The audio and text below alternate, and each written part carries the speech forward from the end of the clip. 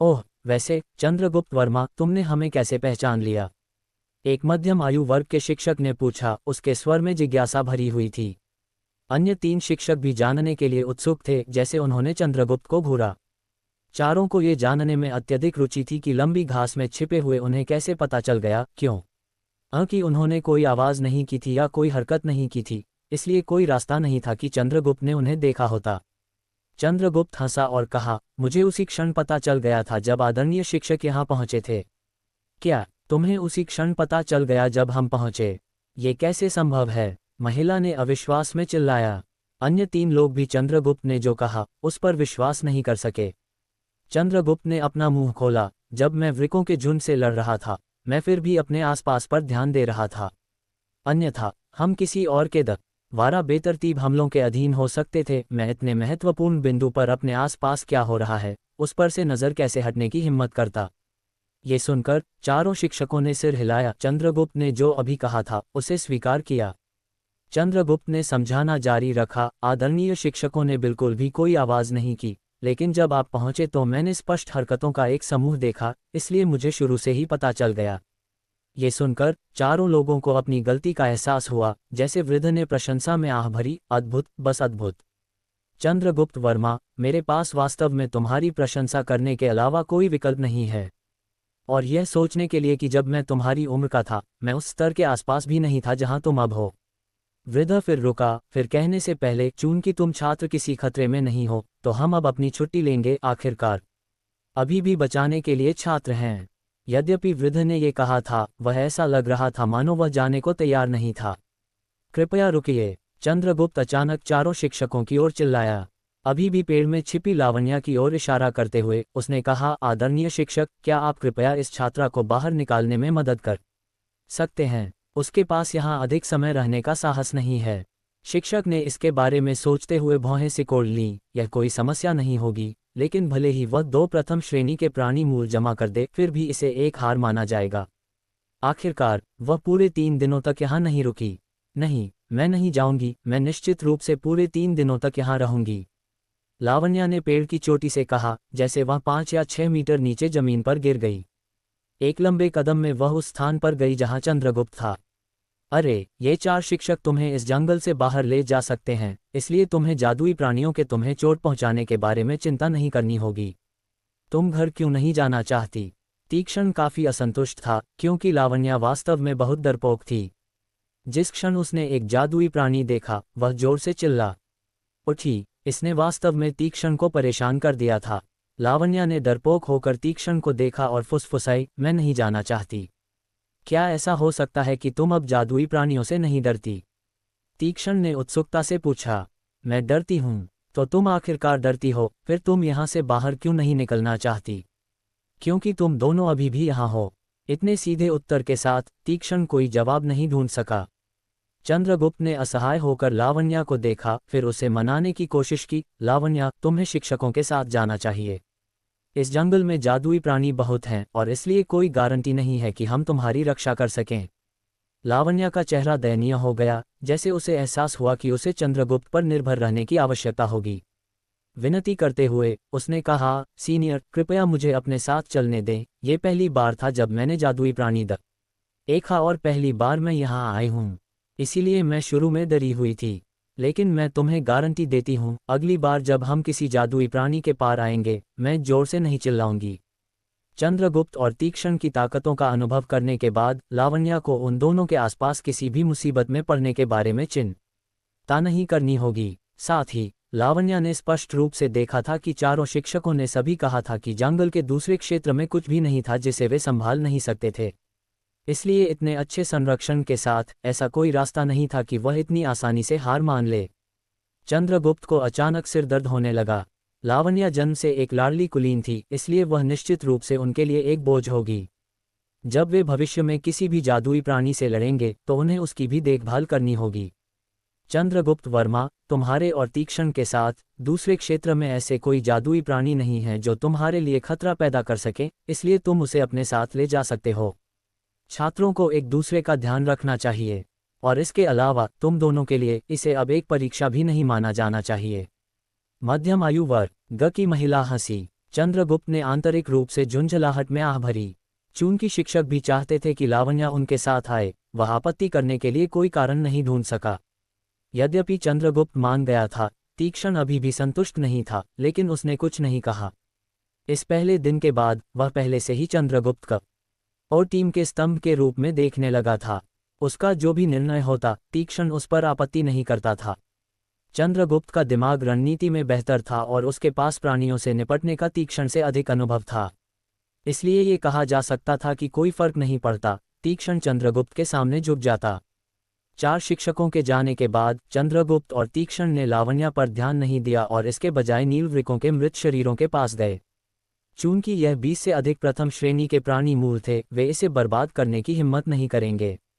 क्योंकि नीलवृकों के प्राणी मूल उनके सिर में थे, तीक्ष्ण और चंद्रगुप्त उन्हें निकालने का तरीका खोजने की कोशिश कर रहे थे।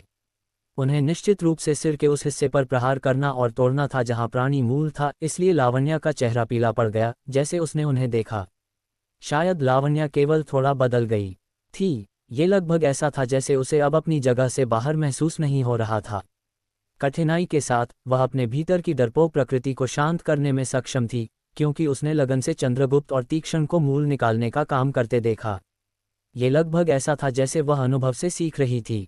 प्रारंभिक नीलवृकों के हमले के बाद रात शांतिपूर्वक और जल्दी बीत गई। जैसे ही भोर का सूरज धीरे धीरे क्षितिज के किनारे पर उगा, कमलासन मुद्रा में बैठे चंद्रगुप्त ने अपनी साधना समाप्त की और फैलने के लिए खड़ा हो गया। ठीक जैसे ही चंद्रगुप्त खड़ा हुआ, उसने तीक्ष्ण को भी जागना शुरू करते सुना। उसने चंद्रगुप्त का अनुसरण किया और यद्यपि दोनों साधना के बीच में थे, वे फिर भी अपने आसपास से अवगत थे। उन्होंने साधना करते समय एक पहरा लगा रखा था और जब तक हवा लंबी घास के माध्यम से बहती थी, तब तक ये जोड़ी किसी को भी ट्रैक करने में सक्षम होगी। तीक्ष्ण, जाओ आग के लिए कुछ सूखी शाखाएं ढूंढो। मैं जादुई प्राणी का मांस लाता हूं। अब समय आ गया है कि हम कुछ नाश्ता तैयार करें, चंद्रगुप्त ने कहा। ओह, बिना किसी आपत्ति के तीक्ष्ण घूमा और कुछ सूखी जलाऊ लकड़ी की खोज के लिए जंगल में प्रवेश कर गया। कुछ ही समय बाद तीक्ष्ण सूखी जलाऊ लकड़ी का एक ढेर लेकर आया। उसी समय चंद्रगुप्त ने कल रात उनके द्वारा मारे गए नीलवृकों में से खूनी जादुई प्राणी के मांस का एक विशाल टुकड़ा तैयार कर लिया था। चूंकि क्षेत्र में पानी का कोई स्रोत नहीं था, जादुई प्राणी का मांस धोया नहीं गया था। इसके बजाय इसे सीधे कुछ छड़ियों पर लपेटा गया था और भूनना शुरू करने के लिए अलाव के ऊपर रखा गया था। कुछ ही समय बाद भुना हुआ जादुई प्राणी का मांस एक सुगंधित सुगंध उत्सर्जित करने लगा। यद्यपि इसमें कोई मसाला नहीं था, जादुई प्राणी के मांस की गुणवत्ता मूल रूप से उच्च थी। इसके अलावा जादुई प्राणी का वर्ग जितना ऊंचा होता था, उसका मांस उतना ही स्वादिष्ट होता था और शरीर के लिए उतना ही अधिक फायदेमंद होता था। ऐसा कहा जाता था कि पंचम श्रेणी के जादुई प्राणी का मांस किसी की ताकत भी बढ़ा सकता था। शायद इसलिए कि वह जादुई प्राणी के मांस की सुगंध सूंघ सकती थी, लावण्या पेड़ के ऊपर से अपनी झपकी से जाग गई और नीचे कूद गई। 5-6 मीटर की ऊंचाई लावण्या के लिए कुछ भी नहीं थी, जो 8वें साधक ऊर्जा स्तर तक पहुंच गई थी। वाह, कितनी अच्छी खुशबू आ रही है। लावण्या अलाव के पास कूद गई और समृद्ध तेलों से टपकता सुनहरा जादुई प्राणी का मांस देखकर वह जोर से निगलने से खुद को नहीं रोक सकी। यद्यपि उसने कई विदेशी व्यंजन खाए थे, उसने पहले कभी इस तरह का जंगली खेल नहीं खाया था। आखिरकार इतने लंबे समय तक एक ही प्रकार का मांस खाने के बाद कोई भी स्पष्ट रूप से कुछ और अधिक स्वादिष्ट समझेगा, भले ही वह कुछ गोभी ही क्यों न हो। तीक्ष्ण ने लावण्या पर एक असंतुष्ट नजर डाली और एक शांत आवाज में बड़बड़ाया, कल रात तुम इतनी जोर से रो रही थी। अब तुम इसके बारे में सब कुछ इतनी जल्दी भूल गई हो। मुझे आशा है कि जब हम बाद में और जादुई प्राणियों का सामना करेंगे, तुम फिर से चिल्लाना शुरू नहीं करोगी। तीक्ष्ण की आवाज अत्यंत धीमी और अस्पष्ट थी। सबसे अधिक संभावना है खुद के अलावा कोई भी स्पष्ट रूप से नहीं सुन पाता कि उसने क्या फुसफुसाया था, यहाँ तक कि चंद्रगुप्त भी नहीं। लावण्या ने उत्सुकता से तीक्ष्ण को देखा। तीक्ष्ण, तुम क्या कह रहे हो? कल रात 4 शिक्षकों ने चंद्रगुप्त और तीक्ष्ण के नाम पुकारे थे, इसलिए लावण्या ने पहले ही उनकी पहचान सीख ली थी। आह, कुछ नहीं। तीक्ष्ण ने अपने हाथ लहराए, मानो वह किसी बात के लिए दोषी महसूस कर रहा हो। लावण्या ने उस पर कोई ध्यान नहीं दिया। उसने चंद्रगुप्त और तीक्ष्ण को देखा और मुस्कुराई। कोई आश्चर्य नहीं कि तुम दोनों इतने शक्तिशाली हो कि 20 प्रथम श्रेणी के जादुई प्राणियों को मार सकते हो। पता चला कि तुम दोनों वास्तव में तीक्ष्ण और चंद्रगुप्त वर्मा हो। तथ्य यह है कि मैं तुम दोनों से मिलने में सक्षम थी, वास्तव में बहुत अच्छी किस्मत थी। वर्तमान लावण्या कल शाम के व्यक्ति से पूरी तरह से अलग व्यक्ति लग रही थी। केवल एक रात के बाद वह पहले से ही कल की घटनाओं को अपने दिमाग के पीछे धकेल चुकी थी। अब उसके चेहरे ने जादुई प्राणियों के विचार से भय और आतंक का एक भी निशान नहीं दिखाया। चंद्रगुप्त ने अच्छी तरह से पका हुआ जादुई प्राणी का मांस उठाया और फिर उसका एक भाग फाड़ दिया। उसे लावण्या की ओर फेंकते हुए पूछा, इस जंगल में बहुत सारे जादुई प्राणी हैं। इसके अलावा यदि हम 3 और दिनों तक नहीं रुकते तो हम निश्चित रूप से नहीं जा सकते। क्या तुम नहीं डरती? लावण्या ने जादुई प्राणी के मांस का टुकड़ा स्वीकार कर लिया और जब उसने उसे हल्के से चबाया तो उसने कहा, यद्यपि मैं अभी भी डरी हुई हूँ, मेरा मानना है कि मैं अंततः इसकी आदी हो जाऊंगी। इसके अलावा तुम दोनों मुझसे बहुत बड़े नहीं हो, फिर भी तुम दोनों ने कल रात न उग्र नील वृकों का सामना बिना किसी डर के किया।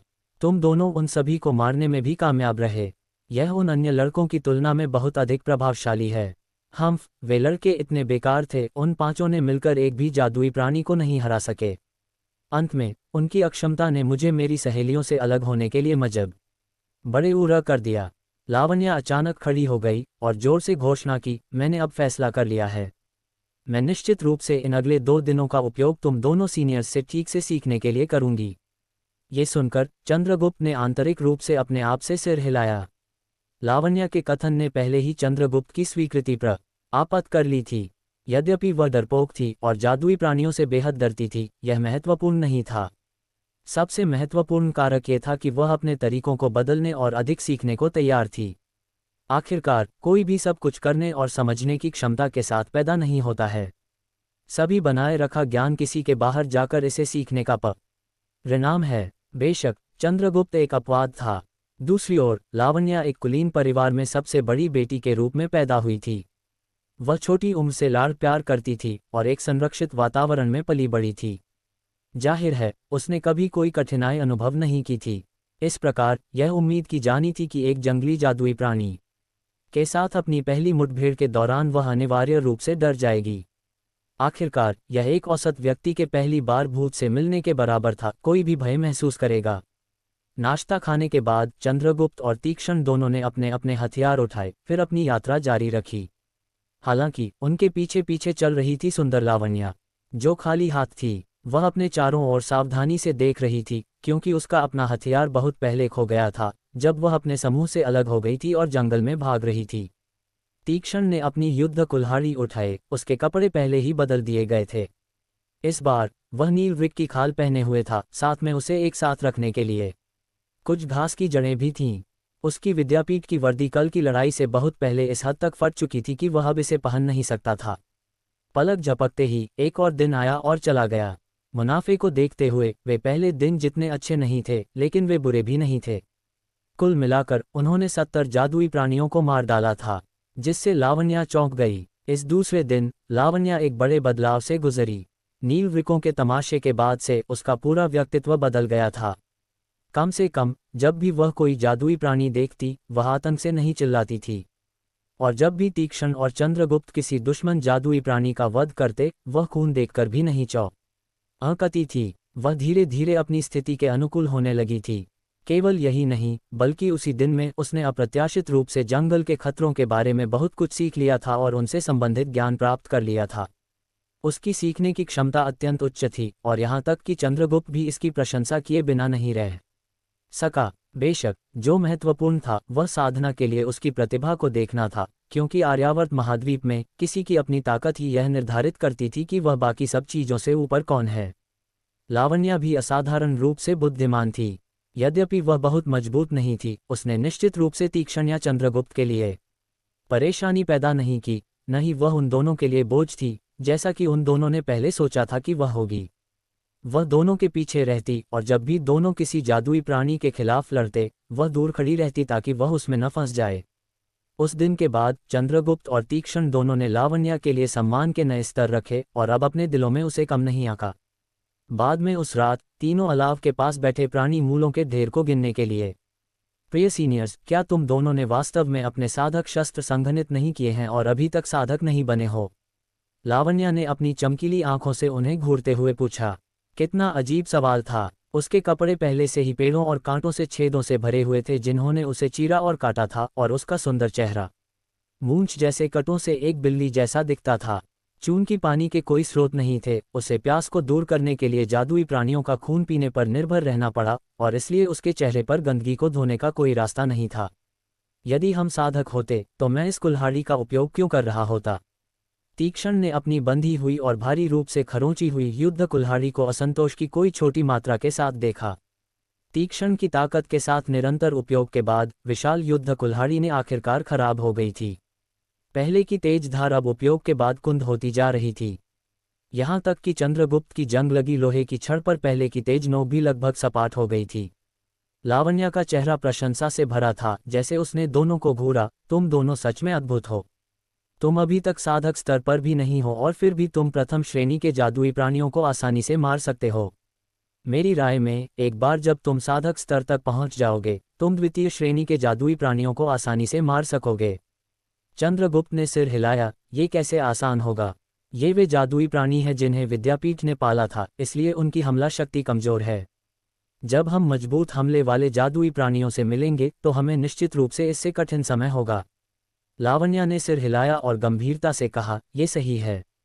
मैंने अपने पिता को पहले कहते सुना है कि कुछ अद्भुत प्रथम श्रेणी के जादुई प्राणी हैं जो उच्च मात्रा में हमला शक्ति के साथ कुछ निम्न स्तरीय जादू थूक सकते हैं। वे इतने मजबूत होते हैं कि कुछ सामान्य साधक उन्हें हराने के लिए पर्याप्त शक्तिशाली नहीं होते। चंद्रगुप्त ने तीक्ष्ण को देखा, जो अलाव पर ध्यान केंद्रित कर रहा था। तीक्ष्ण, अभी दूसरे क्षेत्र में ऐसा कुछ नहीं है जो हमारे खिलाफ खड़ा हो सके, इसलिए मैं तीसरे क्षेत्र में जाना चाहता हूँ। तुम इस बारे में कैसा महसूस करते हो? उद्धरण चिन्ह। तीक्ष्ण ने इस पर कुछ विचार किया, फिर कहने से पहले, सही है, दूसरा क्षेत्र पहले से ही हमारे लिए बहुत आसान है, क्योंकि अब कोई चुनौती नहीं है। ठीक है चंद्रगुप्त वर्मा, मैं तुम्हारे साथ तीसरे क्षेत्र में प्रवेश करूंगा। ये देखने का समय है कि द्वितीय श्रेणी के जादुई प्राणी वास्तव में कितने मजबूत हैं। उद्धरण चिन्ह। दोनों को बात करते सुनकर पास में बैठी लावण्या ने कहा, ऐसा नहीं हो सकता। तुम दोनों साधक स्तर तक नहीं पहुंचे हो और फिर भी तुम द्वितीय श्रेणी के जादुई प्राणियों से लड़ने के लिए तीसरे क्षेत्र में प्रवेश करना चाहते हो। साधक शस्त्र के बिना जीवित रहने की कोई गारंटी नहीं है, और द्वितीय श्रेणी के जादुई प्राणी की त्वचा प्रथम श्रेणी के जादुई प्राणियों की तुलना में अधिक मजबूत होती है, इसलिए यह और भी सख्त होती है। तुम दोनों के पास केवल एक घिसी पिटी युद्ध कुल्हाड़ी और जंग लगी लोहे की छड़ है, इसलिए मारना और भी कठिन होगा। केवल यही नहीं, बल्कि तीसरे क्षेत्र का वातावरण बिल्कुल भी अच्छा नहीं है। मैंने सुना है कि अंदर एक दलदल भी है जो जहरीले सर्पों से भरा हुआ है। खतरनाक तीसरे क्षेत्र में तुम्हारी जान गंवाने की उच्च संभावना है। तीक्ष्ण अपने हथियार को देखकर हंसा। ये सही है चंद्रगुप्त वर्मा, इन पिछले 2 दिनों में हमारे हथियार लगातार उपयोग में रहे हैं और मेरी युद्ध कुल्हाड़ी ने अपनी तीक्ष्णता खो दी है। यहाँ तक कि तुम्हारी अपनी लोहे की छड़ भी लगभग सपाट है, इसलिए द्वितीय श्रेणी के जादुई प्राणियों को मारना कठिन होगा। चंद्रगुप्त हंसा, कोई जल्दी नहीं है, दूसरे क्षेत्र में अभी भी बहुत सारे छात्र हैं। हम अभी तक अन्य छात्रों से नहीं मिले हैं क्योंकि हम अभी भी उनसे बहुत दूर हैं। हमें कल वापस लौटना चाहिए और हथियारों के लिए प्राणी मूल का आदान प्रदान करना चाहिए, क्योंकि छात्र निश्चित रूप से रुचि लेंगे। हाँ, यह एक अच्छा विचार है। तीक्ष्ण सहमति में सिर हिलाया। चंद्रगुप्त ने जारी रखा, लावण्या, चलो कल अलग हो जाते हैं। यदि तुम अन्य छात्रों के साथ हो तो तुम्हें अपने आखिरी दिन को सुरक्षित रूप से गुजारने में सक्षम होना चाहिए। आखिरकार जो कोई भी यहाँ 2 दिन सहन करने में सक्षम रहा है, उसके पास कुछ वास्तविक कौशल होना चाहिए। लावण्या ने बिना शब्दों के सिर हिलाया। उसकी अभिव्यक्ति थोड़ी निराश थी। आखिरकार वह भी तीसरे क्षेत्र के खतरों के बारे में जानती थी। उसे यकीन नहीं था कि चंद्रगुप्त और तीक्ष्ण उन जादुई प्राणियों के खिलाफ जा पाएंगे या नहीं। यदि वह उनके साथ जारी रखती, भले ही चंद्रगुप्त और तीक्ष्ण उसे अपने साथ आने की अनुमति देने के लिए सहमत हो जाते, वह केवल एक सामान होती जो उन्हें नीचे रखेगी। रात बिना किसी घटना के बीत गई। जल्द ही आकाश चमकने लगा। चंद्रगुप्त और तीक्ष्ण ने रात की साधना समाप्त की और नाश्ता तैयार करना शुरू कर दिया। तीनों के खाना खत्म करने के बाद सूरज पहले ही धीरे धीरे आकाश में उगना शुरू कर चुका था। उन्होंने अपने रास्ते पर जारी रखा, हालांकि इस बार वे उस दिशा में वापस चलने लगे थे जहां से वे आए थे। 2 दिनों की लड़ाइयों के बाद दोनों लड़के खतरे को महसूस करने और उससे बचने में पहले से ही बेहद कुशल हो गए थे, इसलिए उन्हें अपने गंतव्य पर पहुंचने में अधिक समय नहीं लगा। एक बड़े पेड़ के नीचे फटे पुराने कपड़ों में 9 छात्र थके हुए बैठे थे, अपनी सांसें पकड़ रहे थे। वे कुछ कुलीनों के साथ मिश्रित सामान्य लोगों का एक समूह थे। उस क्षण उनके कपड़े हर जगह फटे हुए थे, साथ ही कुछ सूखे खून के धब्बे भी उन्हें ढके हुए थे। उनके शरीर पर भी चोटें थीं और उनसे दूर नहीं एक जादुई प्राणी का शव जमीन पर पड़ा था। सब लोग बस थोड़ी देर और डटे रहो, ये पहले से ही आखिरी दिन है। इस दिन के समाप्त होने के बाद हम जा सकते हैं, एक सामान्य छात्र ने हाँफते हुए कहा। ये दुर्भाग्यपूर्ण है कि हमारे पास अभी तक पर्याप्त जादुई पत्थर नहीं है, हमें अभी भी 5 और चाहिए। ऐसा लगता है कि पास होने के लिए हमें अभी भी 5 और जादुई प्राणियों का वध करना होगा, एक युवा कुलीन ने कहा। मूल रूप से कुलीन सामान्य लोगों के साथ रहने को तैयार नहीं थे, लेकिन जंगली जादुई प्राणी का सामना करने के बाद वे तुरंत अपने होश खो बैठे। जीवन या मृत्यु का सामना करते हुए कौन लोगों की स्थितियों की परवाह करेगा? स्वयं की रक्षा करना अधिक प्राथमिकता थी। इस प्रकार कुछ कुलीनों ने धीरे धीरे सामान्य छात्रों के साथ शामिल होने का फैसला किया था। आखिरकार हर कोई जानता था कि संख्या में ताकत होती है। इसके अलावा शायद इसलिए कि सामान्य लोग कठोर वातावरण में पले बड़े थे, उन्होंने जंगली जादुई प्राणियों का सामना करते समय पीछे हटने का कोई संकेत नहीं दिखाया। इसने अहंकारी कुलीनों के सामान्य लोगों के बारे में दृष्टिकोण बदल दिया। अंततः वे सभी धीरे धीरे दोस्त बन गए थे। इसके अलावा जादुई प्राणियों के खिलाफ लगातार लड़ने के बाद उन 9 लोगों ने एक साथ काम करने में अधिक सहज महसूस किया था। अंततः उन्होंने एक अप्रत्याशित बंधन बना लिया था जो उन सभी को एक साथ करीबी रिश्तों के साथ रखता था। उसी क्षण दूर घास में एक हलचल हुई। सब लोग सावधान रहें, एक जादुई प्राणी हमला कर रहा है। एक छात्र ने तुरंत प्रतिक्रिया की और दूसरों को जोर से चेतावनी दी। तुरंत 9 में से प्रत्येक खड़ा हो गया और सतर्क अभिव्यक्तियों के साथ उस दिशा की ओर देखा जहां से आवाज आई थी। घास जोर से हिली। अंततः उन्होंने एक आकृति देखी जो जानवर की खाल पहने हुए थी, एक बड़ी कुल्हाड़ी घुमा रही थी, अपने रास्ते में आने वाली घास फूस को काट रही थी। समूह द्वारा उसे देखने के ठीक बाद उन्होंने देखा कि उसके पीछे 2 अन्य आकृतियां भी चल रही थीं। यद्यपि उनके कपड़े फटे पुराने थे, ये स्पष्ट था कि वे सभी कारगिल विद्यापीठ की वर्दी पहने हुए थे। शायद इसलिए कि वे इतने लंबे समय से हरे भरे जंगल में यात्रा कर रहे थे। उनके चेहरे काले थे और उनके बालों में बेतरतीब टहनियां थीं। केवल उनके सामान्य चेहरे की संरचनाएं देखी जा सकती थीं। उनकी उपस्थिति पहले से ही अप्रभेद्य थी। यह महसूस करते हुए कि आकृतियां लोग थीं और जादुई प्राणी नहीं, 9 छात्रों ने तुरंत राहत की सांस छोड़ी और मुस्कान धीरे धीरे उनके चेहरों पर फैल गई। इस बिंदु पर यदि वे उन नए लोगों को अपने साथ शामिल कर सकते थे तो उनके समूह की समग्र शक्ति निश्चित रूप से बढ़ जाएगी। जादुई प्राणियों का शिकार करना बहुत आसान होगा। इसके अलावा उन सभी को यह महसूस करने के लिए पर्याप्त स्मार्ट होना चाहिए था कि ये लोग जो यहाँ 3 दिनों तक रुके थे काफ़ी शक्तिशाली होने चाहिए। बेशक ये 3 लोग चंद्रगुप्त, तीक्ष्ण और लावण्या थे।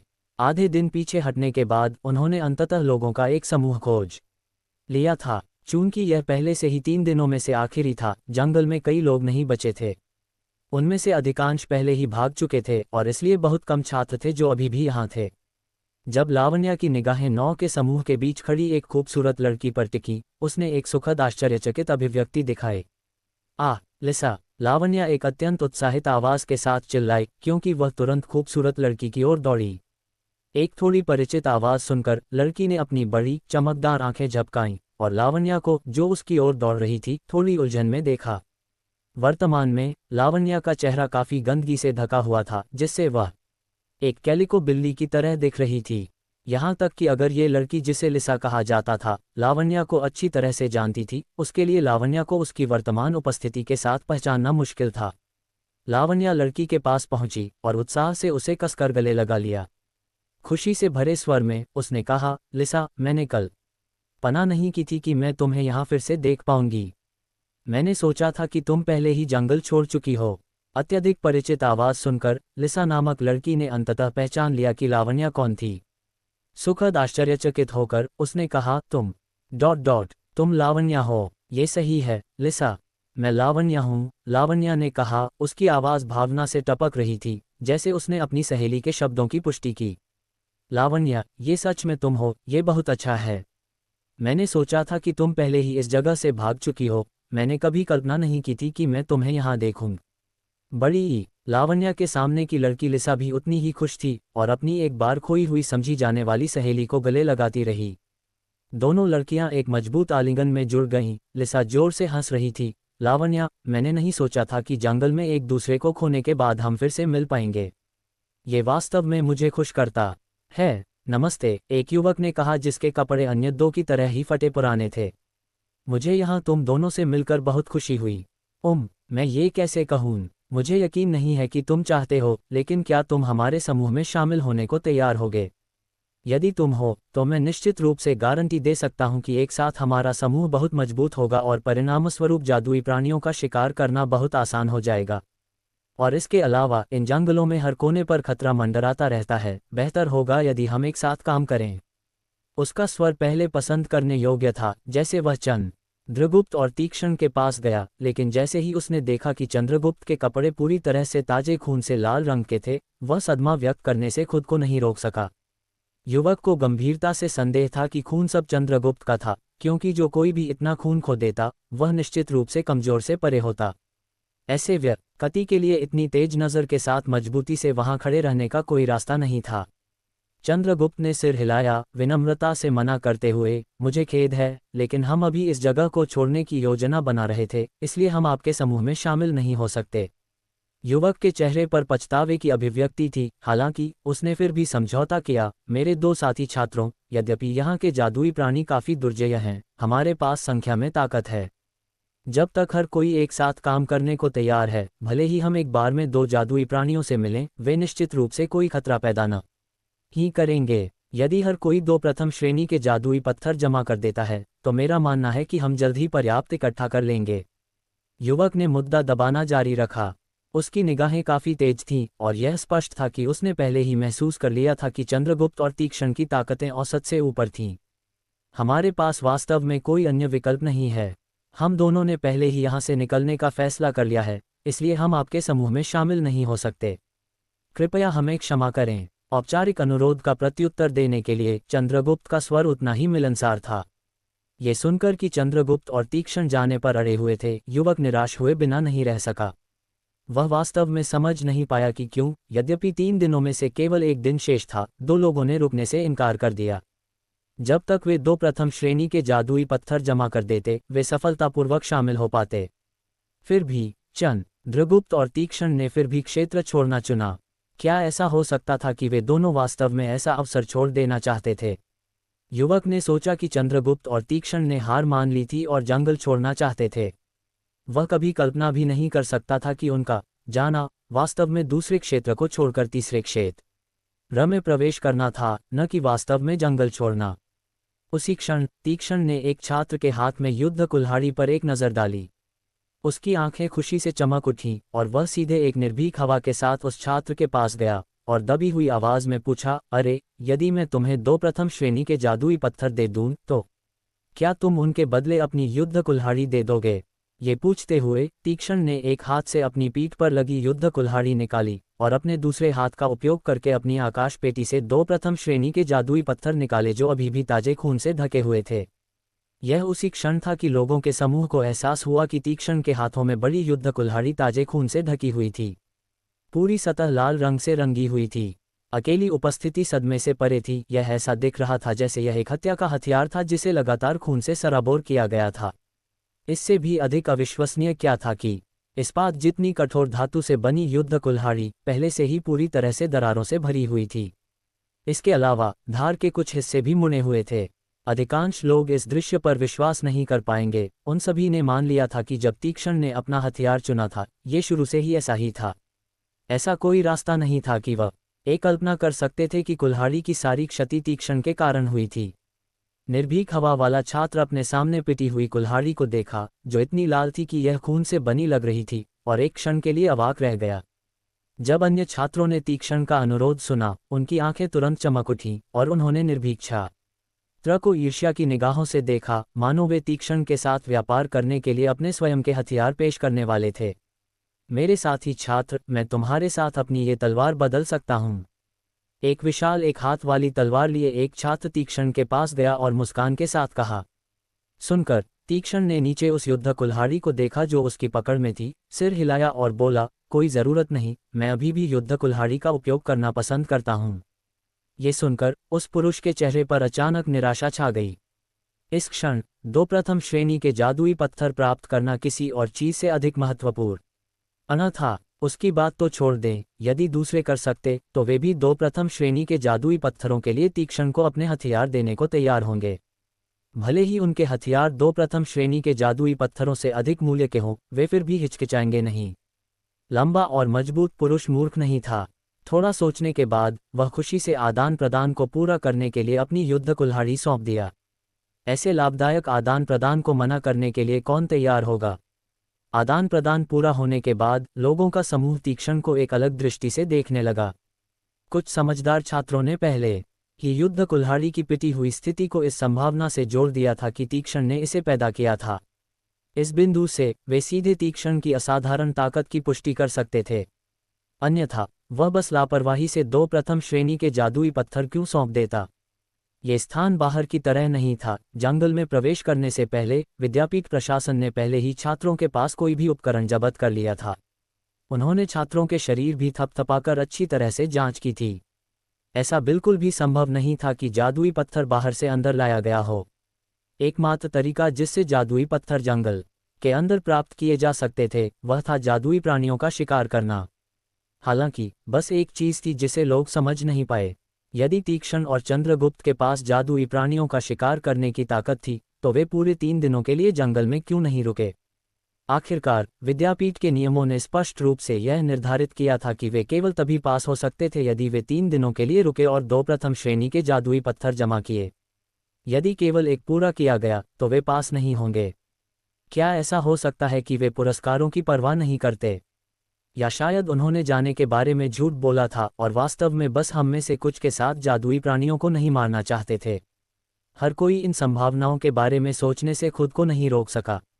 इन विचारों पर विचार करते समय कुछ लोगों ने तुरंत चंद्रगुप्त और तीक्ष्ण को असंतोष की अभिव्यक्तियों के साथ देखना शुरू कर दिया। चंद्रगुप्त ने उनकी अभिव्यक्तियों पर कोई ध्यान नहीं दिया। उसने लावण्या और उस लड़की को देखा जिसे वह गले लगा रही थी और कहा, लावण्या, चूंकि तुमने अब अपनी सहेली को ढूंढ लिया है, तुम इस समूह के साथ क्यों नहीं रहती? उनके पास और भी लोग हैं। लावण्या धीरे धीरे लड़की से अलग हुई और चंद्रगुप्त और तीक्ष्ण को देखा। उसने सिर हिलाया, तो फिर तुम दोनों सावधान रहना। उसके बाद तीक्ष्ण और चंद्रगुप्त ने कोई समय बर्बाद नहीं किया और तुरंत क्षेत्र छोड़ दिया। उन दोनों के जाने के बाद लिसा नामक लड़की ने एक नाराज स्वर में पूछा, लावण्या, वे कौन हैं? वे इतने अहंकारी हैं कि उन्हें यह भी नहीं लगता कि उन्हें हमारे साथ होना चाहिए। लिसा, तुम गलत हो। ऐसा नहीं है कि वे तुम लोगों के साथ नहीं रहना चाहते। वे वास्तव में यहाँ से निकलना चाहते हैं।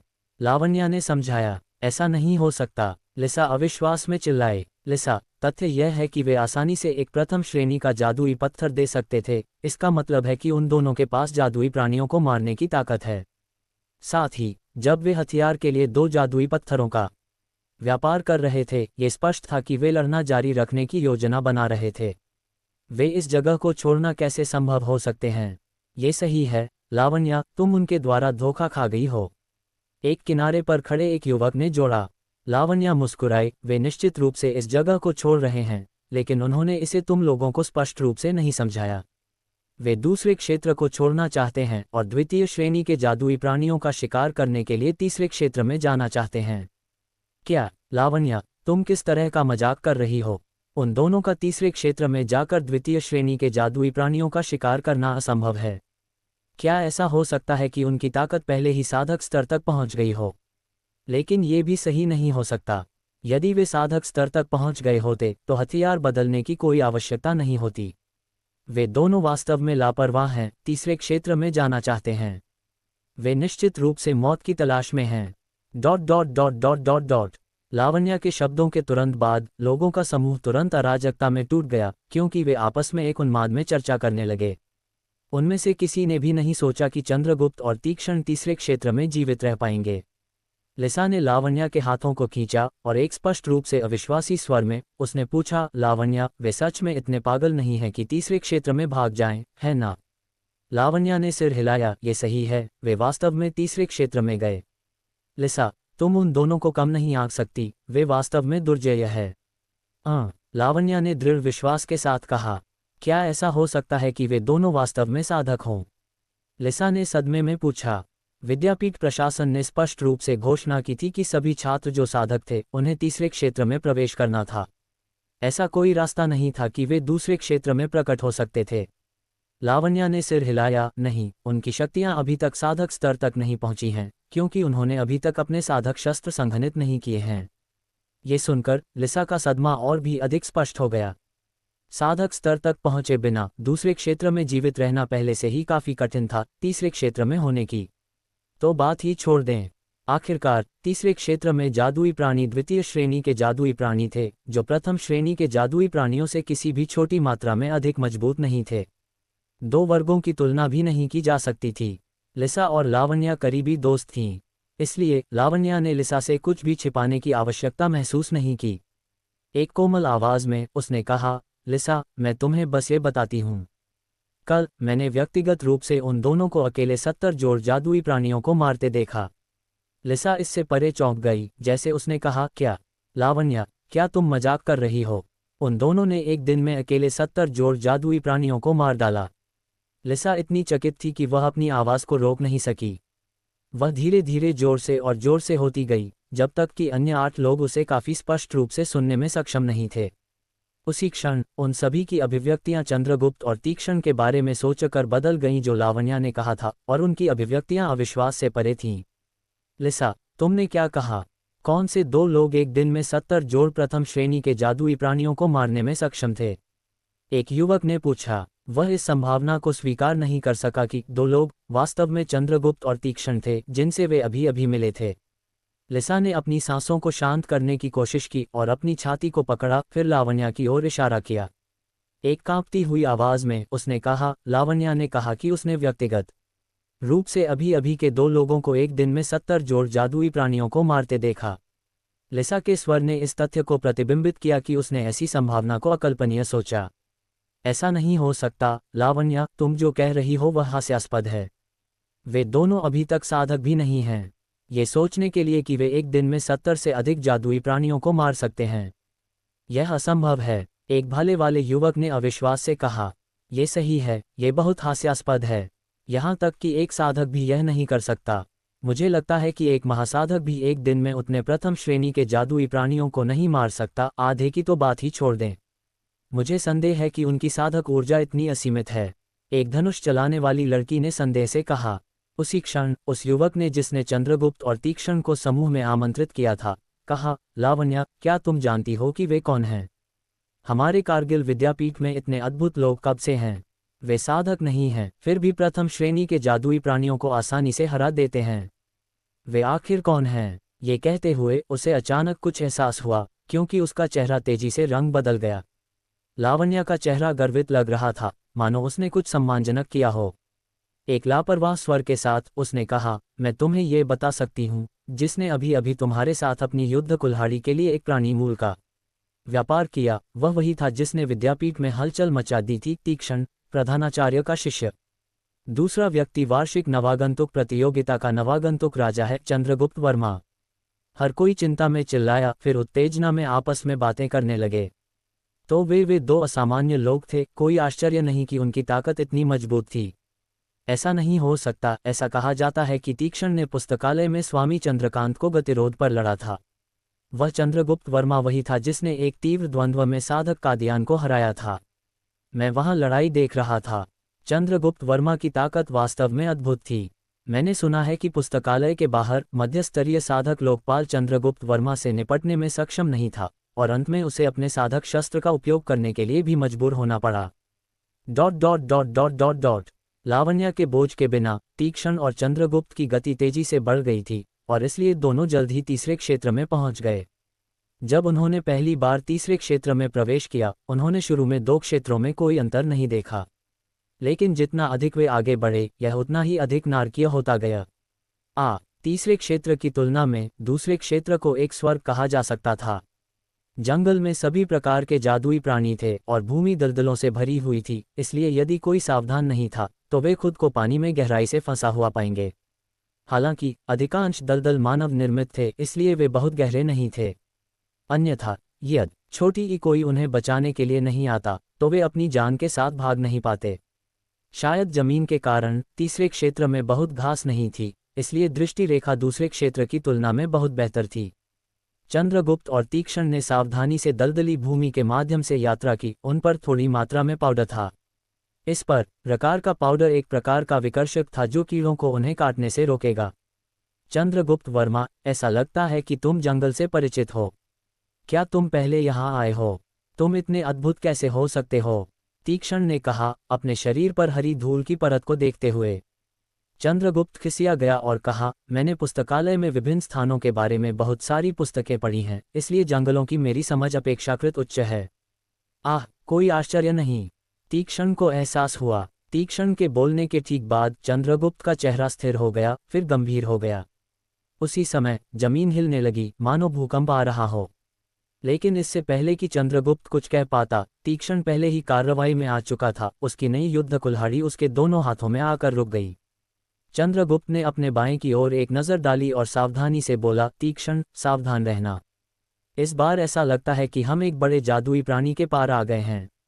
हाँ, तीक्ष्ण ने सिर हिलाया, क्योंकि उसके चेहरे पर भाव गंभीर हो गया। क्योंकि वे तीसरे क्षेत्र में थे, ये प्रथम श्रेणी का जादुई प्राणी नहीं था, बल्कि छोटी ई एक द्वितीय श्रेणी का जादुई प्राणी था जो प्रथम श्रेणी के जादुई प्राणी से कई गुना अधिक मजबूत था। यह एक महासाधक के साथ समान स्तर पर लड़ सकता था। यद्यपि इसकी हमला शक्ति अभी इतनी मजबूत नहीं थी, फिर भी इसकी ताकत को कम नहीं आंका जा सकता था। जैसे ही उन दोनों ने घबराकर चारों ओर देखा, जादुई प्राणी अंततः दृश्य में आया। इसका पूरा शरीर लाल फर से ढका हुआ था और ये 3 मीटर लंबा और 5 मीटर चौड़ा था। इसके मुंह से बाहर निकले हुए इसके 2 लंबे दांत थे जो ऐसे लग रहे थे मानो वे आसानी से मांसपेशियों के माध्यम से भेद सकते थे। यदि यह इस तथ्य के लिए नहीं होता कि जादुई प्राणी की नाक छोटी थी, तो चंद्रगुप्त ने सोचा होता कि यह एक जानवर था जिससे वह अपनी पिछली दुनिया में मिला था, हाथी। लेकिन ये जादुई प्राणी हाथी से बहुत बड़ा था। तीक्ष्ण, सावधान रहना, ये द्वितीय श्रेणी का जादुई प्राणी है, ज्वालामेघ प्राणी। यह अपने मुंह से आग उगल सकता है और इससे निपटन काफी कठिन है। चंद्रगुप्त ने जादुई प्राणी का नाम बताया। क्योंकि उसने पुस्तकालय में इतनी सारी पुस्तकें पढ़ी थीं, वह अधिकांश जादुई प्राणियों को पहचान सकता था और यहाँ तक कि उनकी कुछ विशेष क्षमताओं को भी जानता था। तीक्ष्ण ने केवल सिर हिलाया, क्योंकि उसने बिना शब्दों के अपना सारा ध्यान ज्वालामेघ प्राणी पर केंद्रित कर दिया, किसी भी क्षण प्रहार करने के लिए तैयार। विशाल ज्वालामेघ प्राणी दहाड़ा, जैसे उसने अपने चारों खुरों को चंद्रगुप्त और तीक्ष्ण की ओर बढ़ाना शुरू किया। प्रत्येक थपथपाहट के साथ जमीन पर पृथ्वी कांप उठी। चंद्रगुप्त की आंखें एकाग्रता में चमक उठीं। मैं सामने से हमला करूंगा, तीक्ष्ण, तुम चारों ओर जाओ और पीछे से हमला करो। आगे बढ़ते हुए वह सीधे ज्वालामेघ प्राणी के सिर की ओर हवा में कूद गया। जिस क्षण चंद्रगुप्त हिला, तीक्ष्ण भी हिलने लगा और प्राणी के चारों ओर चक्कर लगाकर उसके पीछे की ओर आया। उसके सिर के ऊपर खड़े होकर चंद्रगुप्त ने एक चीख निकाली, जैसे उसकी साधक ऊर्जा उसकी लोहे की छड़ के भीतर एकत्रित हो गई, फिर उसे उग्र रूप से प्राणी के सिर में भोंक दिया। टिंग, मानो इस्पात से बना हो, ज्वालामेघ प्राणी के सिर ने चंद्रगुप्त की लोहे की छड़ को विक्षेपित कर दिया। इसने उसके सिर पर केवल एक उथली रेखा छोड़ी थी, उसके बचाव के माध्यम से भेदने में असमर्थ।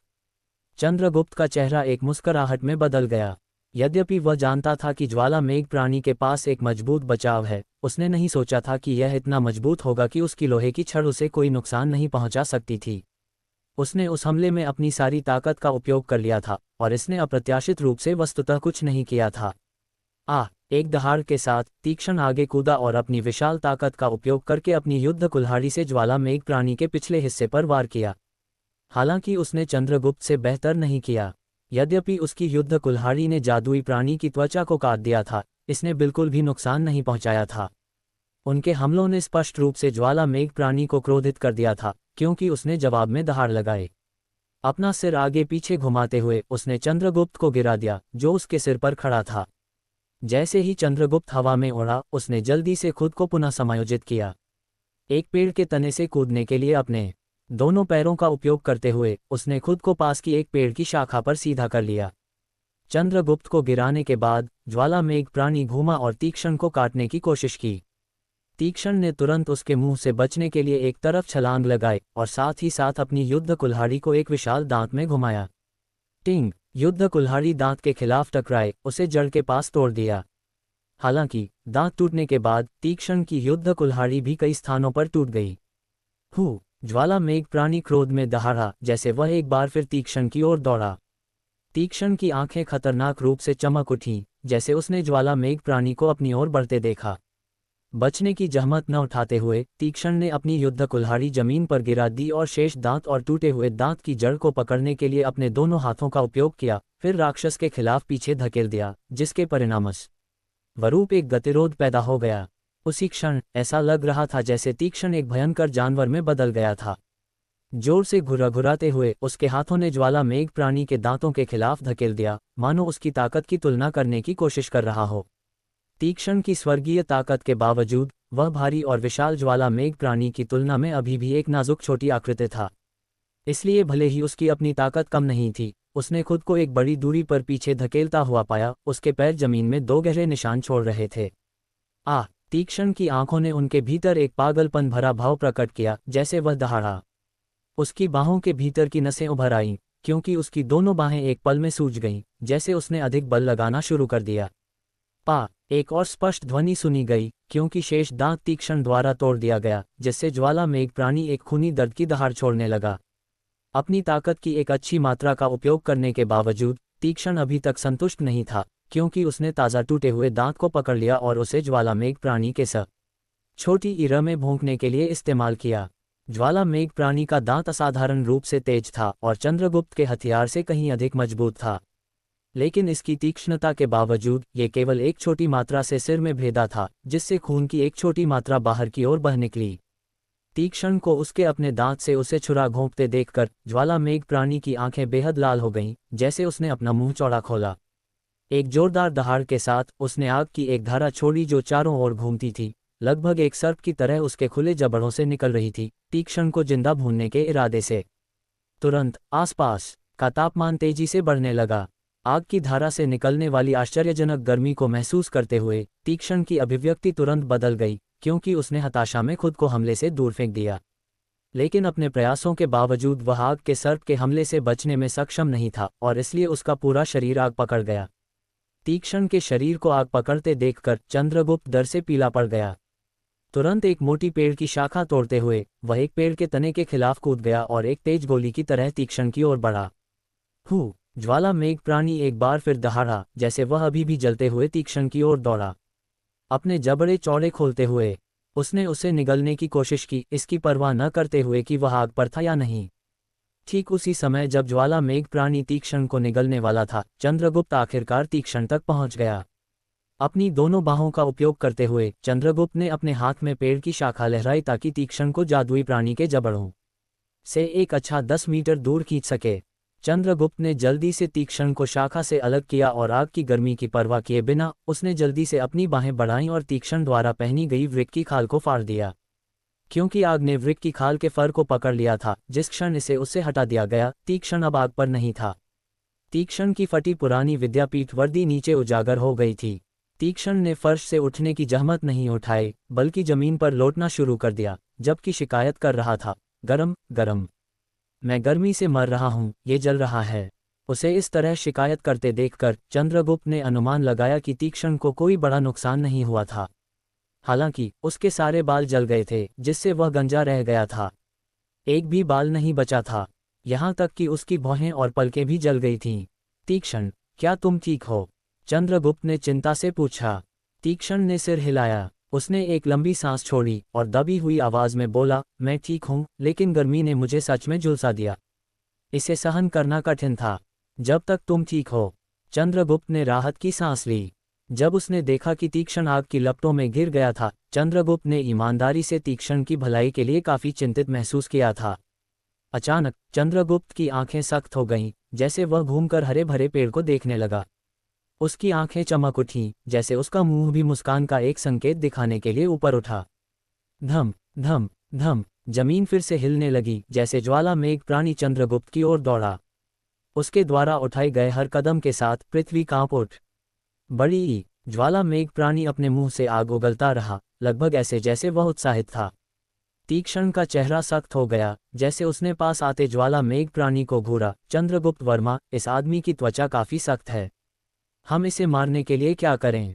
उद्धरण चिन्ह। चंद्रगुप्त ने भी एक गंभीर चेहरे के साथ प्राणी को देखा। ज्वाला मेघ प्राणी का शरीर पूरी तरह से त्वचा की एक मजबूत परत से ढका हुआ है। जब तक हम साधकों के स्तर तक नहीं पहुंच जाते, हमारे हथियार मुश्किल से इसकी खाल को काट पाएंगे। इस समय हमारा एकमात्र मौका ज्वाला मेघ प्राणी की आंखों के माध्यम से हमला करके उसके मस्तिष्क को छेदना है। जैसे ही चंद्रगुप्त धीमा हुआ, ज्वाला मेघ प्राणी दहाड़ा और एक और अग्नि सर्प छोड़ने के लिए अपने जबड़े खोल दिए। चंद्रगुप्त और तीक्ष्ण दोनों इसे बचाने के लिए किनारे की ओर गोता लगाए। चंद्रगुप्त ने लोहे की छड़ को मजबूती से पकड़ लिया, जैसे वह चिल्लाया, तीक्ष्ण, इसे मेरे लिए विचलित करो, चिंता मत करो, इसे मुझ पर छोड़ दो। तीक्ष्ण ने पास में एक पत्थर उठाया और उसे ज्वाला मेघ प्राणी पर फेंक दिया और विपरीत दिशा में भागा। पत्थर हवा में घूमा, फिर ज्वाला मेघ प्राणी पर ठीक उसी स्थान पर लगा जहां तीक्ष्ण ने दांत तोड़ा था। चूंकि स्थान अभी भी ज्वाला मेघ प्राणी के लिए कोमल था, उसकी आंखें खून की प्यास से लाल हो गईं, जैसे उसने एक बार फिर तीक्ष्ण पर आग उगलना शुरू कर दिया। चंद्रगुप्त ने देखा जैसे तीक्ष्ण ने ज्वाला मेघ प्राणी को विचलित किया। उसने लोहे की छड़ को इतनी जोर से पकड़ा कि वह विकृत होने लगी। तेजी से आगे दौड़ते हुए वह ज्वाला मेघ प्राणी के सिर की ओर दौड़ा। चंद्रगुप्त की गति काफी तेज थी। जैसे ही वह जमीन पर दौड़ा, उसके चारों ओर की घास तेज हवा की धाराओं से बह गई, जिससे वह ऐसा लग रहा था मानो वह उड़ रहा हो। थोड़े ही समय में चंद्रगुप्त ज्वाला मेघ प्राणी के सिर तक पहुंच गया। यहां तक कि प्राणी द्वारा उगली जा रही आग की धाराओं से तीव्र गर्मी की परवाह किए बिना वह एक बार फिर प्राणी के सिर पर उतरने के लिए हवा में कूद गया। अपने दाहिने हाथ में लोहे की छड़ के साथ उसने जल्दी से इसे ज्वाला मेघ प्राणी की आंखों में भोंक दिया। यद्यपि चंद्रगुप्त ने तेजी से काम किया था, ज्वाला मेघ प्राणी प्रतिक्रिया करने में भी धीमा नहीं था। लोहे की छड़ के आंख को भेदने से पहले प्राणी ने अचानक अपनी आंखें बंद कर लीं। चंद्रगुप्त की आंखें केवल एक संक्षिप्त क्षण के लिए चमक उठी, जैसे उसने ज्वाला मेघ प्राणी को अपनी आंखें बंद करते देखा। ध्यान केंद्रित करते हुए चंद्रगुप्त ने अपनी आत्मा को संघनित किया और उसे अपनी लोहे की छड़ में प्रवेश करने का आदेश दिया। जैसे ही इसने लोहे की छड़ की तेज नोक को ढक लिया, उसने इसे ज्वाला मेघ प्राणी की पलक में घुसाने की कोशिश की। लोहे की छड़ फिर बिना किसी कठिनाई या प्रतिरोध के पलक के माध्यम से भेद गई। तुरंत ज्वाला मेघ प्राणी की आंख से खून बहने लगा। ज्वाला मेघ प्राणी ने अचानक एक उजाड़ चीख निकाली जिसने स्वर्ग को ही हिला दिया, जैसे वह घूमा और सभी दिशाओं में बेतरतीब ढंग से वार किया। चंद्रगुप्त ने अपनी दाहिनी बांह पर अधिक दबाव डाला, लोहे की छड़ को और भी गहराई में धकेलने की कोशिश में, आंखों से मस्तिष्क पर वार करने के प्रयास में। ज्वाला मेघ प्राणी की चीखें और अधिक उजाड़ हो गईं, जैसे यह आगे पीछे हिलने लगा। इसने लोहे की छड़ को अपनी आंख से निकालने का प्रयास किया, लेकिन छड़ पहले ही बहुत गहराई तक धंस चुकी थी, जिससे इसे निकालना मुश्किल हो गया। जैसे ही इसने चंद्रगुप्त को हटाने के लिए अपना सिर हिलाया, दर्द और अधिक तीव्र हो गया। सिर हिलाने के 2 प्रयासों के बाद दर्द ज्वाला मेघ प्राणी के लिए इतना भयंकर था कि उसने बिल्कुल भी हिलने की हिम्मत नहीं की। अंतहीन रूप से दर्द में विलाप करते हुए ज्वाला मेघ प्राणी जमीन पर गिर गया, जहां उसने लड़ने का अपना अंतिम संघर्ष शुरू किया। यद्यपि घाव घातक नहीं था, उसके कपाल तंत्रिकाओं को हुई क्षति सहन करने के लिए अत्यधिक कठिन थी। ज्वाला मेघ प्राणी को जमीन पर गिरते देखकर चंद्रगुप्त खुशी से चमक उठा, जैसे वह चिल्लाया, तीक्ष्ण, जल्दी से लोहे की छड़ को और गहराई में धकेलो। तीक्ष्ण की स्वर्गीय ताकत को देखते हुए ये कार्य किसी और के लिए इससे अधिक उपयुक्त नहीं हो सकता था। ठीक है, मैं आ रहा हूं, तीक्ष्ण खुशी से चिल्लाया, जैसे वह दौड़ता हुआ आया, अब यह महसूस कर चुका था कि जीत हाथ में थी। तीक्ष्ण ज्वाला मेघ प्राणी के पास तेजी से पहुंचा और लोहे की छड़ को पकड़ा, फिर उसे अपने दाहिने हाथ से ज्वाला मेघ प्राणी की आंख में 1 मीटर गहरा धकेल दिया। छड़ का केवल एक छोटा सा हिस्सा बाहर निकला हुआ रह गया था। सबसे जोरदार चीख अभी तक प्राणी से निकली, जिससे तीक्ष्ण और चंद्रगुप्त के कान अस्थायी रूप से बहरे हो गए। उसके साथ ज्वाला मेघ प्राणी ने अपनी ऊर्जा का अंतिम भाग खर्च कर दिया और जमीन पर गिर गया। उसने फड़कना बंद कर दिया और उसकी दूसरी आंख धीरे धीरे बंद हो गई। ये देखकर कि प्राणी अंततः मर गया था, चंद्रगुप्त और तीक्ष्ण राहत में सांस छोड़ने से खुद को नहीं रोक सके। द्वितीय श्रेणी का जादुई प्राणी ज्वाला मेघ प्राणी इतना अद्भुत नहीं था, लेकिन उसका बचाव असाधारण रूप से उच्च था। इस प्रकार इसे मारना एक अत्यंत कठिन कार्य था। यह आखिरकार मर गया। ये जादुई प्राणी बहुत परेशानी भरा था। इसने आग भी उगली और मेरे सारे बाल जला दिए। तीक्ष्ण ने एक उदास अभिव्यक्ति के साथ अपने गंजे सिर को छुआ। चंद्रगुप्त केवल हंस सका, जैसे उसने तीक्ष्ण को अपने बालों और कपड़ों पर उदास होते देखा। तुम्हें कम से कम कुछ तो पहन लेना चाहिए, उसने कहा, जैसे उसने अपनी आकाश पेटी से एक और वृक्क की खाल निकाली। वृक्क की खालें वह और तीक्ष्ण तैयार कर चुके थे। उनकी पेटियों के भीतर कई सेट संग्रहित थे, बस अगर उन्हें कपड़े बदलने की आवश्यकता हो, क्योंकि वे एक जंगल में थे जहां युद्ध एक आम घटना थी। कपड़े बदलने की मांग कभी भी पर्याप्त नहीं हो सकती थी। तीक्ष्ण ने बिना एक और शब्द के इसे ले लिया और एक झटके में उसने खाल को पहनने योग्य कपड़ों में बदल दिया। उसके बाद चंद्रगुप्त और तीक्ष्ण ने प्राणी मूल निकाला और अपने रास्ते पर जारी रखा। चंद्रगुप्त और तीक्ष्ण के दृश्य से गायब होने के बाद एक लाल रंग की आकृति पेड़ों से नीचे गिरी। आकृति एक लंबी महिला थी, लगभग 30 वर्ष की, ज्वलंत लाल कपड़ों में लिपटी हुई। उसकी उपस्थिति अत्यंत सुंदर नहीं थी, फिर भी उसने एक कोमल, शांत हवा दी। महिला ने आश्चर्य से ज्वाला मेघ प्राणी के शव को घूरा, जो उसके चेहरे पर स्पष्ट रूप से लिखा हुआ था। एक गहरी सांस छोड़ते हुए महिला ने अपने आप से बुदबुदाया, तीक्ष्ण और चंद्रगुप्त वर्मा, तुम दोनों वास्तव में अच्छी तरह से योग्य प्रतिष्ठा रखते हो। ये सोचने के लिए कि तुम्हारी ताकत इतनी अद्भुत है। तुम दोनों अभी तक साधक भी नहीं हो और फिर भी तुमने एक द्वितीय श्रेणी के जादुई प्राणी को मारने के लिए साधारण लोहे के हथियारों का उपयोग करने में कामयाब रहे, जो अपने बचाव के लिए जाना जाता है। मैं सचमुच विस्मय में हूँ। मुझे ये प्रधानाचार्य को रिपोर्ट करना चाहिए। ये कहने के बाद महिला तुरंत पतली हवा में गायब हो गई। जैसे ही महिला गायब हुई, एक और 5 युवक समाशोधन में आए। 5 में से प्रत्येक के चेहरे अंधकार से ढके हुए थे, इसलिए उनकी उपस्थिति आसानी से नहीं देखी जा सकती थी। हालांकि उनकी फटी पुरानी विद्यापीठ वर्दी देखी जा सकती थी, जैसे उन्होंने अपने हथियार उठा रखे थे। 2 महान तलवारें पकड़े हुए थे, जबकि एक बड़ी कुल्हाड़ी पकड़े हुए था। एक लंबी और मजबूत काया वाला आखिरी युवक अपना स्लेजहैमर पकड़े हुए था, जैसे वह समूह का अनुसरण कर रहा था। आवाज को देखते हुए चीख इस क्षेत्र से आई थी। महान तलवार चलाने वाले युवकों में से एक ने बाकी से कहा। कुल्हाड़ी लिए छात्र ने सिर हिलाया, बुरा नहीं, यदि जादुई प्राणी बहुत दूर नहीं भागा तो इसे अभी भी आसपास होना चाहिए। ...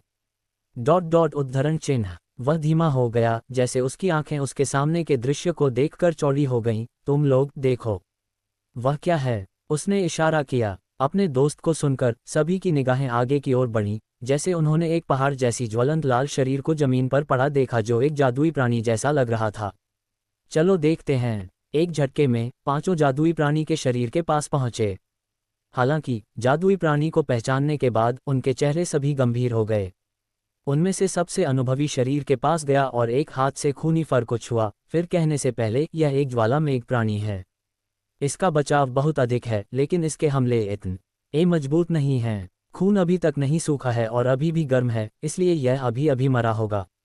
ऐसा प्रतीत होगा कि जो चीख हमने पहले सुनी थी वह इसी से थी। तलवार वाले युवक ने अपने चारों ओर देखा, फिर चंद्रगुप्त के पैरों के निशानों की दिशा में देखा। चलो उन पैरों के निशानों का अनुसरण करते हैं और देखते हैं कि वास्तव में इस ज्वाला मेघ प्राणी को किसने मारा। यदि उनकी ताकत अच्छी है तो हम उन्हें अपने समूह में शामिल कर सकते हैं, ताकि हम आसानी से और अधिक प्राणियों का शिकार कर सकें। लेकिन यदि वे हमसे कमजोर हैं... उद्धरण चिन्ह। एक छोटी सी मुस्कान उसके चेहरे पर आने लगी। ये सुनकर अन्य 4 युवकों ने सभी एक ही चीज के बारे में सोचा। उनके चेहरे बुरी मुस्कान प्रकट कर रहे थे। कुछ ही समय बाद उन 5 ने तुरंत तीक्ष्ण और चंद्रगुप्त का पीछा किया। उस क्षण चंद्रगुप्त और तीक्ष्ण सावधानी से जंगल के भीतर चल रहे थे। खुद को जादुई प्राणियों के साथ साथ जमीन पर कुछ दलदलों से बचाने के लिए दोनों बहुत तेजी से आगे नहीं बढ़ रहे थे। उसी क्षण चंद्रगुप्त के कानों ने कुछ पता लगाया। तीक्ष्ण को रोकने के लिए अपना हाथ पकड़ते हुए उसने कहा, सावधान रहो, हमारे पीछे से कुछ लोग आ रहे हैं। तीक्ष्ण ने तुरंत चलना बंद कर दिया और उत्सुकता में घूम गया। पलक झपकते ही जो लोग चंद्रगुप्त का पीछा कर रहे थे वे दृश्य में आ गए। कुल मिलाकर 5 लोग थे, लेकिन चंद्रगुप्त उनके चेहरे नहीं देख सका क्योंकि वे छाया से ढके हुए थे, लेकिन वह बता सकता था कि वे अपने हथियारों से उत्सर्जित होने वाली साधक ऊर्जा की मात्रा से मजबूत थे। जब 5 ने चंद्रगुप्त और तीक्ष्ण को देखा, उन्होंने एक दूसरे को खुश मुस्कान दी, मानो वे आपस में किसी बात पर सहमत हो गए हों। अपनी गति बढ़ाते हुए उन 5 ने जल्दी से चंद्रगुप्त और तीक्ष्ण तक पहुंचकर उन्हें घेर लिया। यह विकास देखकर तीक्ष्ण और चंद्रगुप्त दोनों ने अपने भीतर एक बुरा पूर्वाभास महसूस किया। प्रिय छात्रों, क्या मैं पूछ सकता हूं कि तुम क्या कर रहे हो? चंद्रगुप्त ने पूछा। युवकों में से एक ने एक बुरी मुस्कान के साथ अपनी तलवार घुमाई। तुम हमसे पूछ रहे हो कि हम क्या कर रहे हैं? उद्धरण चिन्ह। आज्ञाकारी रूप से अपनी आकाश पेटियां सौंप दो। हम निश्चित रूप से तुम्हें शर्मिंदा नहीं करना चाहते, लेकिन यदि तुम अनुपालन नहीं करते... हा हा हा, स्लेजहैमर वाले छात्र ने उन पर ठंडेपन से हंसा। मांग सुनते ही तीक्ष्ण का चेहरा क्रोधित हो गया। तुम चाहते हो कि हम आकाश पेटियां सौंप दें? हम्फ, इसके बारे में सपने में भी मत सोचो। तीक्ष्ण समझ गया कि अब क्या हो रहा था। यह एक डकैती थी। चंद्रगुप्त ने एक मुस्कान के साथ धीरे से अपनी आकाश पेटी को थपथपाया। हमारे सभी प्राणी मूलों वाली आकाश पेटियां अंदर हैं। यदि तुम में कौशल है तो आओ और उन्हें ले लो। यद्यपि वे जानते थे कि सभी 5 साधक थे, न तो चंद्रगुप्त और न ही तीक्ष्ण ने भय का एक संकेत महसूस किया। हम्फ, चूंकि यह इस पर आ गया तो इसके लिए हमें दोष मत दो। सब लोग एक साथ हमला करो। तुरंत उन 5 ने दोनों पर हमला करने के लिए आगे दौड़ लगाए, लेकिन उनके हमले घातक क्षेत्रों पर निशाना साधते हुए नहीं थे। 5 स्पष्ट रूप से समझ गए कि वे अभी भी सभी छात्र थे। चोरी करना एक बात थी और लड़ना भी, लेकिन उन्हें विरोधी पक्ष के जीवन को घातक रूप से खतरे में डालने की अनुमति नहीं थी। चंद्रगुप्त और तीक्ष्ण तुरंत किनारे की ओर गोता लगाए। 2 दिनों तक लगातार जादुई प्राणियों से लड़ने के बाद यहाँ तक कि मोटी खोपड़ी वाला तीक अश्न भी युद्ध का अनुभव प्राप्त करने लगा था। इसका फल मिला। जैसे ही तीक्ष्ण आने वाले हमले से बचा, उसने सहज रूप से एक त्वरित जवाबी हमले में अपनी युद्ध कुल्हाड़ी हमलावर के पैर पर घुमाई। हालांकि उनके सामने का समूह मुश्किल साबित हो रहा था। जैसे ही युद्ध कुल्हाड़ी उनमें से एक की जांघ पर लगने वाली थी, एक तलवार निकली और एक टकराने की आवाज के साथ युद्ध कुल्हाड़ी से जा टकराए। डैंग, धातु धातु से मिली, जैसे तीक्ष्ण की युद्ध कुल्हाड़ी बाधित हो गई। तीक्ष्ण की भयानक ताकत के कारण युद्ध कुल्हाड़ी तलवार के ब्लेड से नीचे फिसलती रही, फिर मूठ पर रुक गई। तुरंत तलवार पकड़े युवक ने अचानक अपनी पूरी बांह सुन्नमा सूस की, जैसे युद्ध कुल्हाड़ी उसकी बांह से टकराई, जिससे उसका पूरा हाथ कांप गया। युवक चकित था और अपने दोस्तों से चिल्लाया, सब लोग सावधान रहें, इस आदमी की ताकत असामान्य रूप से मजबूत है। बेहतर होगा कि तुम उसकी पहुंच में न आओ। उद्धरण चिन्ह। चेतावनी सुनकर तीक्ष्ण से लड़ रहे अन्य 2 छात्र तुरंत अधिक सावधान हो गए और उसकी विशाल युद्ध कुल्हाड़ी से बचने की कोशिश की। किनारे पर चंद्रगुप्त तलवार लिए दूसरे युवक के साथ तीव्रता से लड़ रहा था। यद्यपि चंद्रगुप्त का हथियार केवल एक जंग लगी लोहे की छड़ था, उसकी लड़ाई क्षमताएं तीक्ष्ण से कम नहीं थीं। वह भी कमजोर नहीं था, क्योंकि वह अपनी फुर्ती का उपयोग करके आसानी से अपने प्रतिद्वंद्वी की चालों के आसपास घूम सकता था। एक खुलापन देखकर चंद्रगुप्त ने जल्दी से अपनी लोहे की छड़ को बिजली की तेज गति से प्रतिद्वंद्वी की जांघ में भोंक दिया। चूंकि यह विद्यापीठ का एक और छात्र था, उसने मारने का लक्ष्य रखने की हिम्मत नहीं की, बल्कि इसके बजाय घायल करने का लक्ष्य रखा। चंद्रगुप्त की गति इतनी तेज थी कि छात्र के पास प्रतिक्रिया करने का समय नहीं था और केवल सदमे में देख सकता था जैसे लोहे की छड़ उसकी जांघ में भोंक दी गई। आह! युवक दर्द से चिल्लाया, जैसे उसका चेहरा रंगहीन हो गया और पसीना उसके माथे से टपक गया। अपने साथी को चिल्लाते सुनकर दूसरे तलवार चलाने वाले का चेहरा बदल गया। व्यक्तिगत रूप से चंद्रगुप्त से लड़ने में असमर्थ, वह अपने दोस्त से चिल्लाया, हैरी, क्या तुम ठीक हो? उद्धरण चिन्ह। यद्यपि वह युवक अब चंद्रगुप्त पर हमला नहीं कर रहा था, चंद्रगुप्त उसे इतनी आसानी से जाने नहीं दे रहा था। जैसे ही चंद्रगुप्त उसकी ओर बढ़ा, साधक ऊर्जा चंद्रगुप्त की मुट्ठी में संघनित हो गई, जैसे उसने अचानक युवक को छाती में घूंसा मारा। अभी भी तेज गति से चलते हुए उसने युवक की शिकायतों को सुनने से इनकार कर दिया, या यहाँ तक कि युवक के प्रतिक्रिया करने की प्रतीक्षा भी नहीं की। चंद्रगुप्त की हथेली एक सर्प की तरह चुपचाप निकली और दूसरे को सीधे छाती पर मारा। पेंग! युवक चंद्रगुप्त की मुट्ठी से हवा के माध्यम से उड़ गया, जैसे उसके मुंह से खून बह निकला। दोनों को निपटाने के बाद वह तुरंत तीक्ष्ण की सहायता करने चला गया। उस क्षण तीक्ष्ण एक कठिन लड़ाई में उलझा हुआ था और पहले ही 3 लोगों से नुकसान उठा चुका था। वह वृक्क की खाल जो वह पहने हुए था, पहले ही उसके घावों से रिस रहे खून से कट और बर्बाद हो चुकी थी। यदि यह उसके अत्यंत टिकाऊ शरीर और दैवीय शक्ति के लिए नहीं होता, तो दूसरे उसके खिलाफ लड़ने और उसे जमीन पर गिराने से नहीं डरते। चंद्रगुप्त के प्रकट होने के साथ तीक्ष्ण का दबाव काफी हद तक कम हो गया था। चंद्रगुप्त की युद्ध में ताकत अत्यंत मजबूत थी और यहाँ तक कि सामान्य साधक भी उसके साथ समान स्तर पर नहीं लड़ सकते थे। चंद्रगुप्त के खिलाफ करीबी मुकाबले में लड़ने के कुछ सेकंड के बाद तीनों जिन्होंने तीक्ष्ण को घेर लिया था, पहले ही हारने लगे थे। उनमें से प्रत्येक नई चोटें झेल रहा था और कुछ ही समय बाद उन सभी 5 के दर्द से कराह रहे थे। अब उनके पास हिलने की ऊर्जा नहीं थी। चंद्रगुप्त ने तीक्ष्ण पर कई घावों को देखा और कुछ चिंता के साथ पूछा, तीक्ष्ण, क्या तुम ठीक हो? तीक्ष्ण ने सिर हिलाया और कहा, मैं ठीक हूँ, मेरा शरीर काफी मजबूत है। उसने जमीन पर कराह रहे 5 लोगों के समूह की ओर इशारा किया, हम उनके साथ क्या करें? उद्धरण चिन्ह। इसके बारे में सोचते हुए चंद्रगुप्त के चेहरे पर अचानक एक अजीब मुस्कान आ गई। तीक्ष्ण, जाओ उनकी आकाश पेटियां इकट्ठा करो और उनके सभी प्राणी मूल ले लो, फिर पेटियां वापस दे दो। चंद्रगुप्त को सुनकर जमीन पर पड़े 5 लोग स्तब्ध रह गए, क्योंकि उनके चेहरे पीले पड़ गए। उनमें से कुछ आक्रोश से लाल हो रहे थे। उनकी आकाश पेटियों में मूल 2 दिनों के लगातार अपने जीवन के लिए संघर्ष के दौरान अर्जित किए गए थे, अब तीसरा दिन बीतने में केवल आधा दिन बचा था। यदि वे अब अपने सभी प्राणी मूल खो देते तो वे निश्चित रूप से मिशन में असफल हो जाते। तीक्ष्ण हंसा। बिना हिचकिचाहट के उसने तुरंत चंद्रगुप्त के आदेशों का पालन किया और उन सभी 5 से आकाश पेटियां ले लीं। चंद्रगुप्त ने उन्हें अपने हाथ में खूनी लोहे की छड़ के साथ घूरा, एक बाघ की तरह अपने शिकार को देखता हुआ, उन्हें किसी भी अचानक हरकत से रोकने के लिए। 5 छात्रों ने मूल रूप से वापस लड़ने की योजना बनाई थी, लेकिन जब उन्होंने चंद्रगुप्त को खूनी लोहे की छड़ पकड़े देखा, उन्होंने तुरंत प्रतिरोध करने के बारे में सभी विचार छोड़ दिए और आज्ञाकारी रूप से तीक्ष्ण को उनकी आकाश पेटियां ले जाने दिया। सभी आकाश पेटियां इकट्ठा करने के बाद तीक्ष्ण उन्हें वापस चंद्रगुप्त के पास ले आया और एक एक करके प्राणी मूलों की गिनती शुरू कर दी। कुल मिलाकर उनके पास केवल 12 प्राणी मूल थे, जो सभी द्वितीय श्रेणी के प्राणी मूल थे। चंद्रगुप्त हंसा, जैसे उसने 6 प्राणी मूल पकड़े और उन्हें अपनी आकाश पेटी में रख लिया। फिर कहने से पहले, तीक्ष्ण, चलो इन्हें आधा आधा बांट लेते हैं, तुम्हें 6 मिलते हैं, मुझे 6 मिलते हैं। ठीक है, तीक्ष्ण ने कहा, जैसे उसने अपना हिस्सा अपनी आकाश पेटी में रख लिया। लेकिन जब 5 ने तीक्ष्ण का नाम सुना, सभी 5 स्तब्ध रह गए, क्योंकि उनके चेहरे देखने में बदसूरत हो गए। जब उसके नाम की बात आती थी, कारगिल विद्यापीठ में हर किसी ने उसके बारे में सुना था, क्योंकि वह प्रधानाचार्य का शिष्य था। यद्यपि वह एक साधक नहीं था, जब पूरे विद्यापीठ की बात आती थी तो कोई भी उससे खिलवाड़ करने की हिम्मत नहीं करता था। इस बिंदु तक 5 छात्रों को अपने कार्यों पर इतना पछतावा होने लगा कि उनकी अंतड़ियां हरी हो गईं। यदि वे पहले से जानते थे कि उनमें से एक तीक्ष्ण था, तो उन्होंने प्रधानाचार्य के शिष्य से चोरी करने की कोशिश नहीं की होती, चाहे कुछ भी हो। लेकिन अब न केवल वे जो चोरी करने की कोशिश कर रहे थे उससे वंचित हो गए, बल्कि वे अब बदला भी नहीं ले सकते थे। जब वे जानते थे कि वह कौन था, उनके कष्टों को शब्दों में समेटा नहीं जा सकता था। सभी द्वितीय श्रेणी के प्राणी मूलों को संग्रहित करने के बाद तीक्ष्ण और भी उज्ज्वल मुस्कुरा रहा था।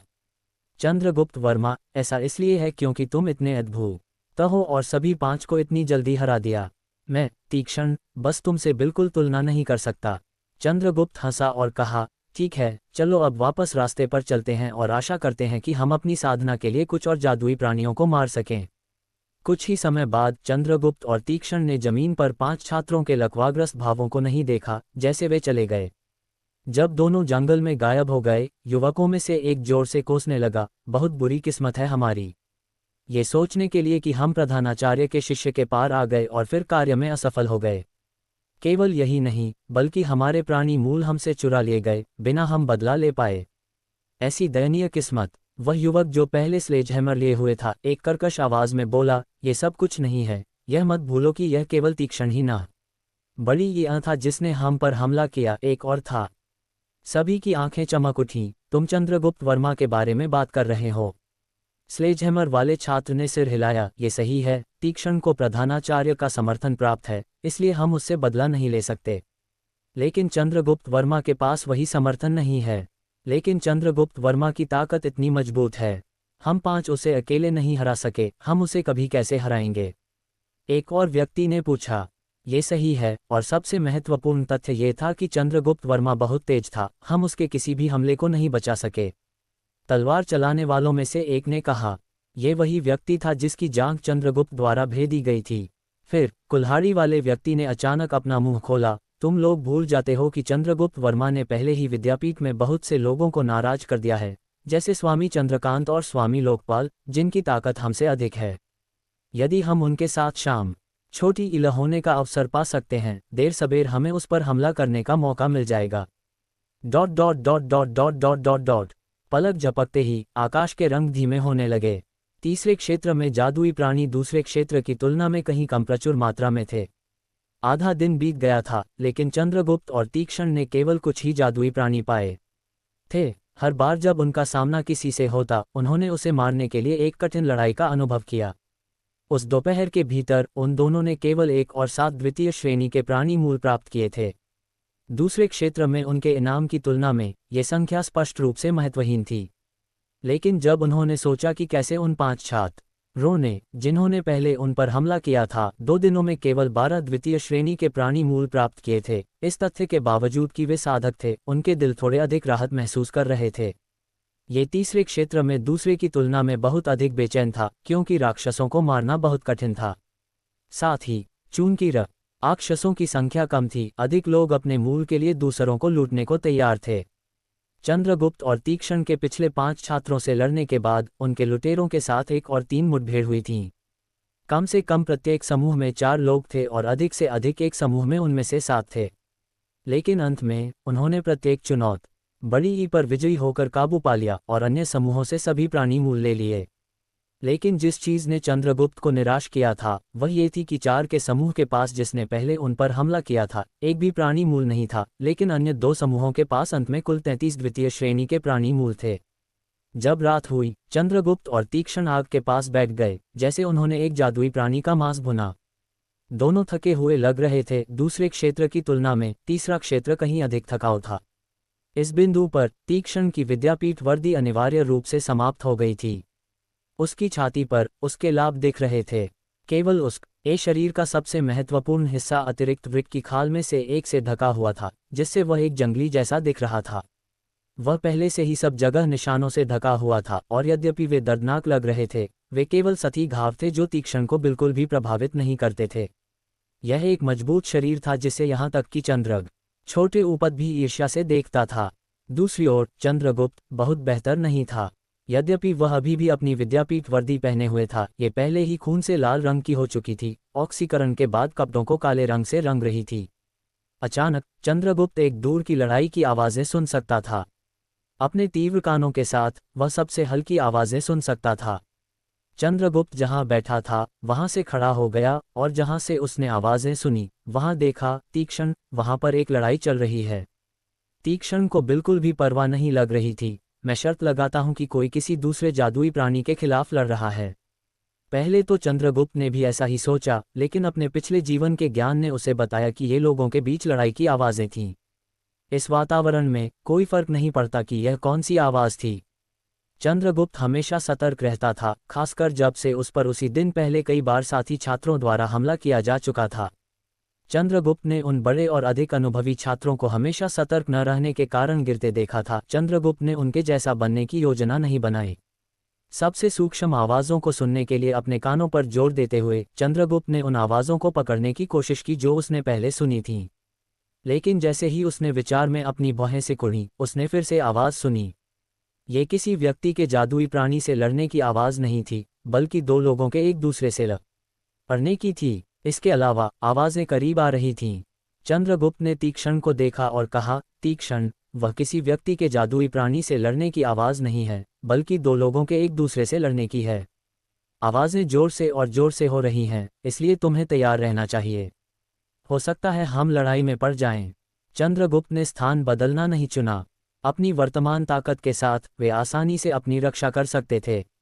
इसके अलावा वह किसी भी चीज़ से डरता नहीं था। तीक्ष्ण तुरंत दिलचस्पी लेने लगा, जैसे उसने अपनी युद्ध कुल्हाड़ी पकड़ी और पूछा, तुम्हें क्या लगता है कितने लोग लड़ रहे हैं? चंद्रगुप्त वर्मा, क्या तुम्हें लगता है हमें देखना चाहिए? चंद्रगुप्त ने लोहे की छड़ को आग के ऊपर पकड़ रखा था। कोई ज़रूरत नहीं, हमारे हस्तक्षेप के बिना भी वे जल्द ही हमारे पास आ जाएंगे। तीक्ष्ण उसके बाद वापस बैठ गया, एक शांत भाव के साथ। कुछ ही समय में लड़ाई की आवाज़ें जोर से और जोर से होती गईं, इस हद तक कि यहाँ तक कि तीक्ष्ण भी उन्हें सुन सकता था। आकृतियों का एक समूह जल्दी से झाड़ियों से बाहर निकलता हुआ आया और उस स्थान पर भागा जहां अलाव था। उनके ठीक पीछे काले रंग का एक व्यक्ति चमकता हुआ आया, स्पष्ट रूप से दूसरे समूह का पीछा कर रहा था। मेरे 2 दोस्तों, पीछे वाला समूह हमारा प्राणी मूल चुराना चाहता है। न केवल वे मजबूत हैं, बल्कि उनकी संख्या हमसे अधिक है। मुझे आशा है कि हम बलों को मिला सकते हैं और उन्हें खदेड़ सकते हैं। अन्यथा पिछले 2 दिनों में हमने जो कड़ी मेहनत से अर्जित किया है वह उनके द्वारा ले लिया जाएगा। एक व्यक्ति ने दूर से चिल्लाया। यद्यपि चंद्रगुप्त और तीक्ष्ण केवल 2 लोग थे, यदि वे उनमें शामिल हो जाते तो वे विरोधी पक्ष के खिलाफ काफी हद तक जा सकते थे। उस आवाज़ को सुनकर चंद्रगुप्त की भौहें एक साथ सिकुड़ गईं। उसने महसूस किया कि यह आवाज़ उसके लिए बहुत परिचित थी, मानो उसने इसे पहले सुना हो। हालांकि वह आवाज़ पर कोई नाम नहीं रख सका, स्पष्ट रूप से इसने बहुत अधिक छाप नहीं छोड़ी थी। भाग रहे 4 लोग अब चंद्रगुप्त के करीब और करीब आ रहे थे। उनका पीछा कर रहा व्यक्ति अचानक आगे बढ़ा और चारों को आगे बढ़ने से रोक दिया। अपनी विशाल तलवार पकड़े हुए उसने अपनी तलवार उन लोगों पर घुमाई जो अभी भी भाग रहे थे। समूह का नेतृत्व करने वाले व्यक्ति ने तलवार के खिलाफ बचाव करने के लिए अपने स्वयं के साधक शस्त्र से वापस लड़ाई लड़ी। डैंग! दोनों लोगों की ताकत में एक बड़ा अंतर था जो आसानी से देखा जा सकता था, क्योंकि जिसने हमले को रोका था वह हिंसक रूप से पीछे की ओर फेंका गया था। इस विकर्षण के साथ पीछे से पीछा कर रहे लोग अंततः पकड़ में आ गए और एक बार फिर उन लोगों पर हमला करना शुरू कर दिया जो भागने की कोशिश कर रहे थे। 8 लोग थे जो पीछा करने में आए थे और वे सभी काफी मजबूत थे। उनकी संख्या के बीच का अंतर केवल दबाव में जोड़ रहा था। सुदृढ़ीकरण के बिना जो भागने की कोशिश कर रहे थे वे अंततः हार जाते। लोकपाल, बस वहां रुको, मैं तुम्हें भागने नहीं दूंगा। भागने वालों में से एक गुर्राया। ये सुनकर बहुत दूर खड़ा चंद्रगुप्त स्तब्ध रह गया। जो आवाज बोली थी वह उससे परिचित थी। यह उसका बड़ा भाई चंद्रसेन था। बड़े भाई! चंद्रगुप्त आश्चर्य से चिल्लाया। तुरंत उसका चेहरा सदमे में से एक हो गया और बिना हिचकिचाहट के वह अपने हाथ में लोहे की छड़ लिए उस पर दौड़ा। चंद्रगुप्त को चलते देखकर तीक्ष्ण अपने हाथ में युद्ध कुल्हाड़ी लिए चंद्रगुप्त का अनुसरण करने लगा। पिछले 3 दिनों का दौरान तीक्ष्ण ने बिना इसका एहसास किए भी चंद्रगुप्त के सभी आदेशों का पालन करना शुरू कर दिया था। 3 दिनों के दौरान चंद्रगुप्त की ताकत पूरी तरह से प्रकट हो गई थी। जंगल में जीवित रहने के अपने अनुभव और उसकी रणनीति के साथ तीक्ष्ण चंद्रगुप्त की प्रतिभाओं से विनम्र हो गया था। जमीन पर उड़ते हुए चंद्रगुप्त घास के पार उस स्थान की ओर दौड़ा जहां लड़ाई हो रही थी। उसके हाथ धुंधले हो गए, जैसे लोहे की छड़ हवा के माध्यम से उड़ी और उन लोगों में से एक में भेद गई जिनसे उसका भाई लड़ रहा था। उसने ये सुनकर राहत महसूस की कि उसकी ओर आने वाले लोगों में से एक उसका बड़ा भाई चंद्रसेन था। यद्यपि सभी ने चंद्रगुप्त और तीक्ष्ण को देख लिया था और सभी दोनों के खिलाफ सावधानी से पहरा दे रहे थे, चंद्रगुप्त बिना किसी चेतावनी के बहुत तेजी से और दूर चला गया था। अंधेरे के कारण उनकी सीमित दृष्टि रेखा में किसी ने भी चंद्रगुप्त के हाथ में लोहे की छड़ पर ध्यान नहीं दिया था। लोहे की छड़ का नुकीला सिरा चंद्रसेन के हमलावर में छेद कर गया, जिससे वह रात के आकाश में दर्द से चीख उठा, जैसे वह घूम गया। उस व्यक्ति के और प्रतिक्रिया करने की प्रतीक्षा किए बिना चंद्रगुप्त ने तुरंत अपना पैर उसकी छाती पर लाया और उसे हवा में लात मारकर दूर भगा दिया। इस क्षण तीक्ष्ण भी आ गया। उसने अपनी कुल्हाड़ी घुमाई दुश्मनों पर वार करते हुए, जिससे वे दूर हो गए। लेकिन जिस व्यक्ति पर तीक्ष्ण हमला कर रहा था वह भी प्रतिक्रिया करने में धीमा नहीं था। कुल्हाड़ी को अपने ऊपर आते देखकर उसके चेहरे ने सबसे छोटा भय प्रकट नहीं किया और इसके बजाय उसने कुल्हाड़ी को रोकने के लिए अपनी तलवार उठा ली। डैंग! एक बार जब तलवार युद्ध कुल्हाड़ी से मिली, तीक्ष्ण और दूसरा एक जोरदार खनक के साथ एक गतिरोध पर आ गए। उनके हथियार हिल गए। तीक्ष्ण जहां खड़ा था वहीं रहा, जबकि दूसरा व्यक्ति जबरन पीछे की ओर उड़ गया। तीक्ष्ण की दैवीय शक्ति के साथ जब तक कोई विशाल नहीं था तब तक वह तीक्ष्ण के खिलाफ कोई मौका नहीं खड़ा कर सकता था। लेकिन जो व्यक्ति उसके खिलाफ लड़ रहा था वह कोई विशाल नहीं था और इसलिए उसने एक बड़ा नुकसान उठाया था। हालांकि उस विकास के साथ भी तीक्ष्ण की युद्ध कुल्हाड़ी एक बार फिर टूट गई। यद्यपि ताकत में अंतर बहुत बड़ा था, यदि तीक्ष्ण ने अपनी युद्ध कुल्हाड़ी को अपनी साधक ऊर्जा से ढका नहीं होता तो युद्ध कुल्हाड़ी बहुत पहले नष्ट हो चुकी होती। तीक्ष्ण ने एक गुर्राहट छोड़ी जैसे उसने अपनी युद्ध कुल्हाड़ी घुमाई। लुटेरों के समूह ने फिर तीक्ष्ण का सामना करने के लिए 1 और 2 लोगों को भेजा। डैंग! उसकी स्पष्ट खनक के बाद एक और व्यक्ति जो नहीं समझता था कि तीक्ष्ण कितना मजबूत था एक बार और उससे टकरा गया। तुरंत वह तीक्ष्ण की युद्ध कुल्हाड़ बड़ी से हवा में प्रक्षेपित किया गया, जिससे उसकी युद्ध कुल्हाड़ी और भी अधिक टूट गई। यद्यपि तीक्ष्ण की युद्ध कुल्हाड़ी मजबूत थी, यह एक साधक शस्त्र के समान स्तर पर होने से बहुत दूर थी, क्योंकि प्रत्येक साधक शस्त्र के भीतर ऊर्जा की एक बड़ी मात्रा होती थी। एक साधक शस्त्र के साथ कोई सामान्य वारों से कहीं अधिक मजबूत हमला जारी कर सकता था। हालांकि ये लोग जिनसे चंद्रगुप्त लड़ रहे थे बहुत कमजोर थे और उनमें से कुछ अभी भी साधक के प्राथमिक स्तरों पर थे। जबकि तीक्ष्ण उन प्राथमिक स्तरीय साधकों के साथ आमने सामने जा सकता था, उसकी युद्ध कुल्हाड़ी बहुत अधिक टक्करों से गुजर चुकी थी। सावधान रहो, उसकी ताकत असाधारण रूप से अधिक है और उसकी युद्ध कुल्हाड़ी से सावधान रहो। जो उससे उड़ा था उसने एक चेतावनी के रूप में चिल्लाया। अपने साथी की चेतावनी सुनकर शेष युवक बेहद सतर्क हो गया।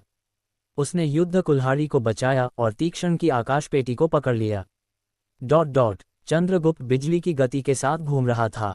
उसकी लोहे की छड़ इधर उधर चमक रही थी। उसके शरीर के साथ एक आत्मा की तरह चलते हुए वह चंद्रसेन के साथ लड़ा। पहले से ही खून से लाल रंग में रंगी लोहे की छड़ रात की छाया के नीचे छिपी हुई थी, मानो एक सर्प हो। जैसे ही वह अंधेरे में क्षेत्र के चारों ओर घूमता रहा, उसकी लोहे की छड़ चुपचाप निकली, एक मूक तरीके से जो उसके दुश्मनों के लिए पता लगाना मुश्किल था। चंद्रगुप्त अपनी लोहे की छड़ से इतनी तेजी से वार कर रहा था कि यहाँ तक कि चंद्रसेन से लड़ रहे व्यक्ति भी समय पर प्रतिक्रिया करने में सक्षम नहीं थे, क्योंकि उसकी जांघें लोहे की छड़ से भेद दी गई थीं। उस व्यक्ति का चेहरा दर्द से मुस्करा उठा, जैसे उसने एक दर्दनाक चीख निकाली और प्रतिवर्त में अपने हाथों को जकड़ लिया। चंद्रसेन उसके शांत होने की प्रतीक्षा करने के लिए विनम्र नहीं था और तुरंत अपने प्रतिद्वंद्वी के बाएं कंधे पर वार किया। तुरंत वह फिर से दर्द से चिल्लाया, क्योंकि उसकी बाईं बांह कट गई थी। तलवार ने हड्डी को साफ काट दिया था। उसकी बांह को मांस की एक छोटी मात्रा द्वारा उसकी बांह से जुड़ा हुआ छोड़ दिया था। खून की एक धारा बह निकली जैसे उसने उसे पकड़ लिया। एक नीले रंग की रोशनी ने रात को रोशन किया, जैसे उन सभी ने एक विशाल तलवार को प्रकट होते और चंद्रगुप्त पर वार करते देखा। वायु गुण युक्त साधक ऊर्जा। तलवार को नीली रोशनी में लिपटे देखकर चंद्रगुप्त का अपना चेहरा सख्त हो गया। उसने तुरंत बूढ़ पच्चाप का उपयोग किया और एक मृग तृष्णा की तरह हवा में पिघल गया। जैसे ही वह फीका पड़ गया, नीली तलवार ने तुरंत उस स्थान पर वार किया जहां चंद्रगुप्त अभी अभी खड़ा था। चंद्रगुप्त बहुत दूर नहीं, 3 मीटर दूर फिर से प्रकट हुआ। जिस व्यक्ति ने उस पर वार किया था वह उस स्थान पर अभिमानपूर्वक खड़ा था। खून से लाल रंग में रंगी एक फटी पुरानी विद्यापीठ वर्दी पहने हुए उसका चेहरा रात से ढका हुआ था, इसलिए चंद्रगुप्त उसे पहचान नहीं सका। चंद्रगुप्त की आंखों ने समूह पर ध्यान केंद्रित किया। उसने नाक से आवाज निकाली और धीमी आवाज में कहा, लोकपाल, मैंने नहीं सोचा था कि मैं तुमसे यहाँ मिलूंगा। जिस युवक को चंद्रगुप्त ने संबोधित किया था वह चौंक गया। उसने सोचा कि आवाज बहुत परिचित थी, इसलिए उसने ध्यान से चंद्रगुप्त को घूरा। यद्यपि रात का समय था, फिर भी आकाश में एक चमकती हुई रोशनी थी जो उसे चंद्रगुप्त का चेहरा स्पष्ट रूप से देखने की अनुमति देती थी। हालांकि 3 दिनों तक जंगल में लगातार लड़ने के बाद बिना किसी साफ पानी के सभी के चेहरे काले थे। लोगों के लिए एक दूसरे की उपस्थिति आसानी से देखना असंभव था। हालांकि पास के चंद्रसेन ने चंद्रगुप्त की आवाज सुनी और उसका चेहरा सदमे में से एक हो गया। वह अपनी आंखों या कानों पर विश्वास नहीं कर सका। तुम चौथे भाई हो। चंद्रसेन चकित था। जब चंद्रगुप्त की आवाज की बात आती थी वह उससे बहुत परिचित था। लोकपाल को अचानक एक एहसास हुआ, जैसे वह हंसा, कोई आश्चर्य नहीं कि मैंने सोचा कि तुम्हारी आवाज परिचित थी। तो आखिरकार यह चंद्रगुप्त वर्मा था। मैं नहीं सोचा था कि तुम एक साधक बनने के लिए सफलता हासिल करोगे। मैं वास्तव में उस पर चकित हूँ। ये कहने के बाद उसकी आंखें खतरनाक रूप से चमक उठीं। चंद्रगुप्त घूमा और चंद्रसेन का सामना किया। बड़े भाई, हम बाद में बात करेंगे। अभी मैं हमारे सामने के संकट को दूर करूंगा।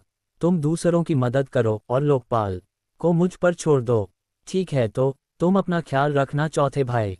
लोकपाल की ताकत पहले ही मध्य स्तरीय साधक तक पहुंच चुकी है। चंद्रसेन तुरंत अपने दोस्तों की मदद करने के लिए चला गया। यद्यपि तीसरे क्षेत्र में चंद्रगुप्त को देखना अप्रत्याशित था, वह जानता था कि अब यह पता लगाने का समय नहीं था कि कैसे या क्यों। चंद्रगुप्त और तीक्ष्ण के अचानक प्रकट होने के कारण मूल रूप से नुकसान में चंद्रसेन और उसका समूह अब एक समान स्तर पर थे। इसके अलावा तीक्ष्ण के अस्तित्व के कारण युद्ध की हवाएं उनके पक्ष में बह रही थीं। खेल का मैदान अब थोड़े ही समय में उनकी ओर झुक गया था।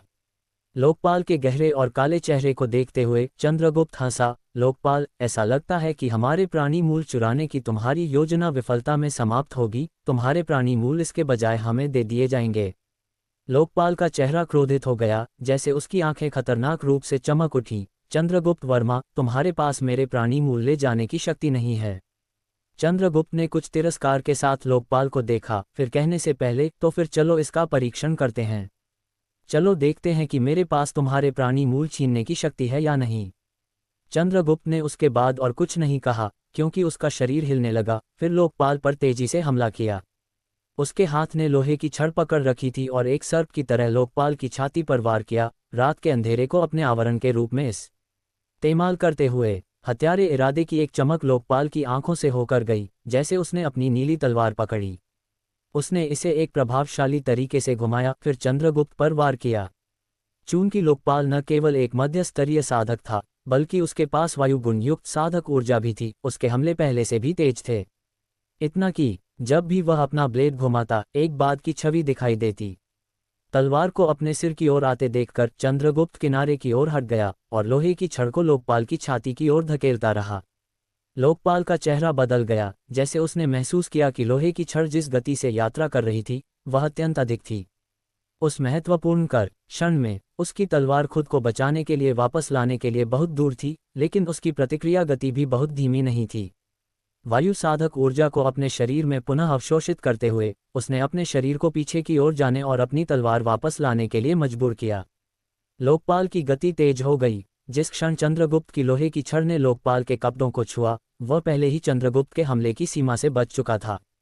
जैसे ही वह चंद्रगुप्त की सीमा से बच निकला, उसने तुरंत तलवार से फिर से चंद्रगुप्त पर वार करने के लिए साधक ऊर्जा को अपने हाथों में इकट्ठा करना शुरू कर दिया। लोकपाल का हमला काफी सरल था, लेकिन चंद्रगुप्त की आंखों में ये हमलों की एक गड़बड़ी थी, तकनीक या कुशलता की एक भी मात्रा नहीं दिखाई गई थी। हालांकि चंद्रगुप्त ने फिर भी इसे बहुत कम आंकने की हिम्मत नहीं की। चंद्रगुप्त लोकपाल की तलवार से बचने के लिए हवा में कूद गया। तुरंत एक पेड़ के तने से उछलते हुए वह लोकपाल की ओर उड़ा। उसकी बाहें हिल रही थीं, जिससे उसके पीछे एक हल्की दर्पण छवि दिखाई दी। चंद्रगुप्त की बाह पहले से ही तेज गति से यात्रा कर रही थी और लोहे की छड़ बिजली की गति से लोकपाल की ओर यात्रा कर रही थी, इसलिए यहाँ तक कि नग्न आंखें भी इसे नहीं देख पाएंगी। लोकपाल की आंखें एहसास में चौड़ी हो गईं, क्योंकि लोहे की छड़ पहले ही उस तक पहुंच चुकी थी।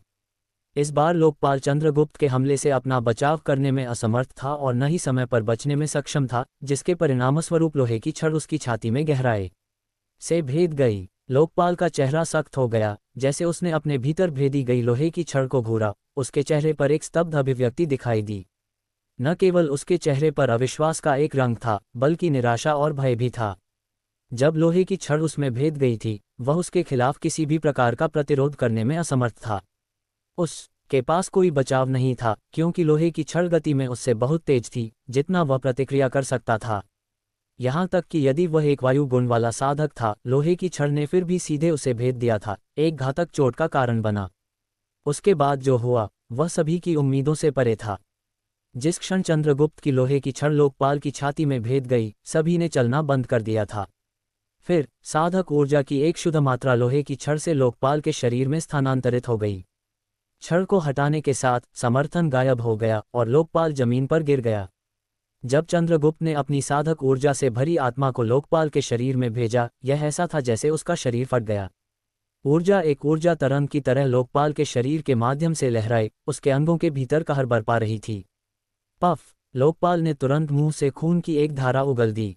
उसके शरीर के अंदर जो भयंकर दर्द वह महसूस कर रहा था, वह उसके लिए अजीब और अज्ञात था। उसने एक खूनी चीख निकाली, जैसे वह जमीन पर लौट रहा था। लोकपाल की चीख असामान्य रूप से उजाड़ थी और तुरंत उन सभी का ध्यान आकर्षित किया जो अभी भी लड़ रहे थे।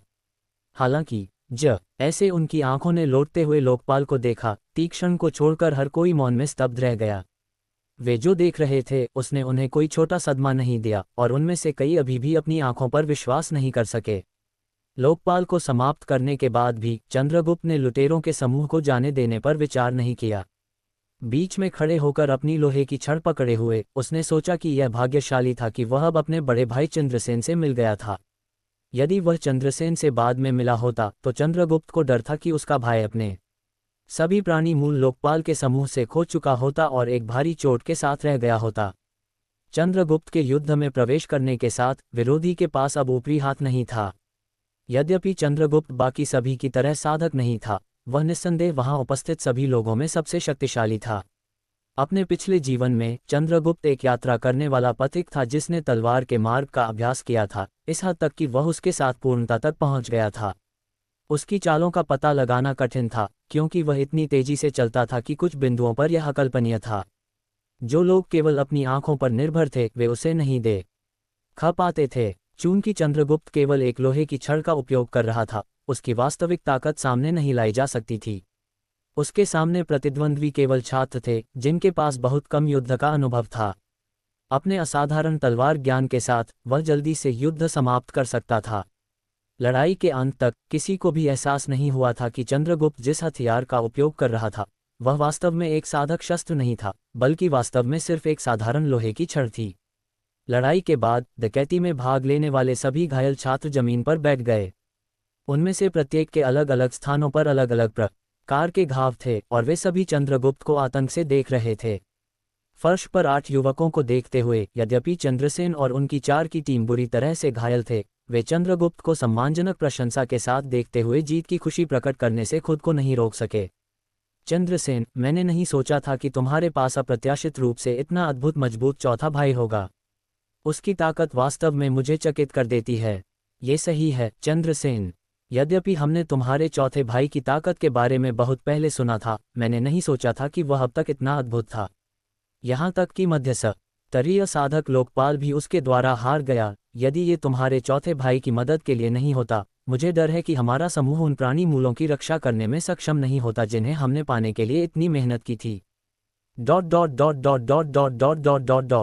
3 युवकों और चंद्रसेन के बीच एक अच्छा संबंध था।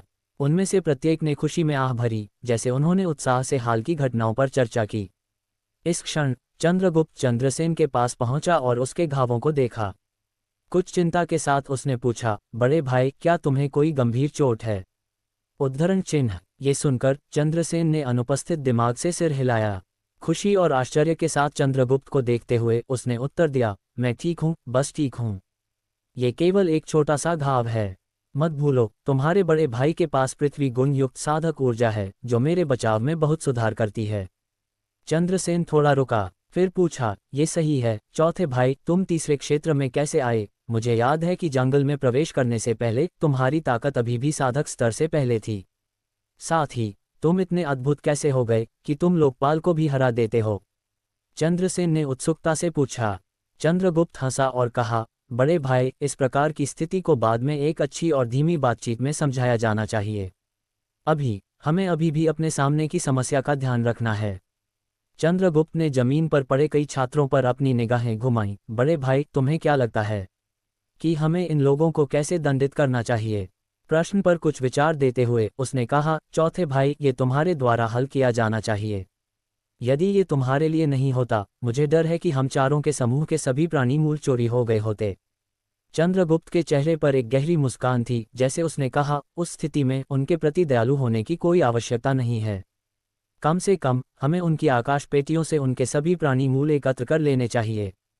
चंद्रगुप्त का सुझाव जल्दी से सभी द्वारा स्वीकार कर लिया गया और इसलिए लोकपाल के समूह की जहरीली और घृणित घूर के तहत उन्होंने जल्दी से सभी आकाश पेटियां पकड़ लीं और अंदर के प्राणी मूल एकत्र कर लिए। अपनी सूची की जांच करने के बाद उन 8 के पास कुल 130 प्राणी मूल थे। इतनी संख्या देखकर यहाँ तक कि चंद्रगुप्त भी मात्रा से चकित था। चंद्रसेन ने प्रशंसा में कहा, मैंने नहीं सोचा था कि उनके पास इतने सारे प्राणी मूल होंगे। ऐसा लगता है कि उन्होंने हमसे पहले बहुत से लोगों को लूटा था, अन्यथा वे 3 दिनों की अवधि में अपनी ताकत के साथ इतने सारे राक्षसों को मारने में सक्षम नहीं होते। चंद्रगुप्त ने स्वीकृति में सिर हिलाया, फिर कहने से पहले, बड़े भाई, चलो मूलों को 6 हिस्सों में बांट देते हैं ताकि हम में से प्रत्येक को एक बराबर हिस्सा मिले। यह अच्छा नहीं है। चंद्रगुप्त नए वक्ता की ओर मुड़ा। चंद्रसेन की टीम का एक युवक, चंद्रगुप्त वर्मा, हम इन प्राणी मूलों को प्राप्त करने में सक्षम होने का एकमात्र कारण तुम्हारे और तुम्हारे यहाँ के साथी के कारण था।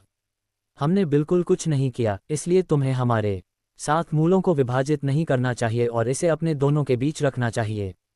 छात्र के सुझाव को जल्दी से अन्य 2 छात्रों ने स्वीकार कर लिया। उनमें से एक ने तुरंत कहा, ओ सही कह रहा है चंद्रगुप्त वर्मा, यदि ये तुम्हारे और तुम्हारे दोस्त के लिए नहीं होता, हम 4 की ताकत जीतने के लिए पर्याप्त नहीं होती। मुझे डर है कि हम अपने स्वयं के प्राणी मूलों की रक्षा भी नहीं कर पाते। लेकिन अब जब हमारे प्राणी मूल उनकी पकड़ से सुरक्षित हैं, हम संतुष्ट हैं।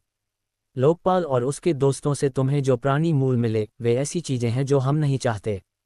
सही कहा चंद्रगुप्त वर्मा, तुम वे प्राणी मूल अपने और अपने दोस्त की संयुक्त ताकत से प्राप्त करने में सक्षम थे।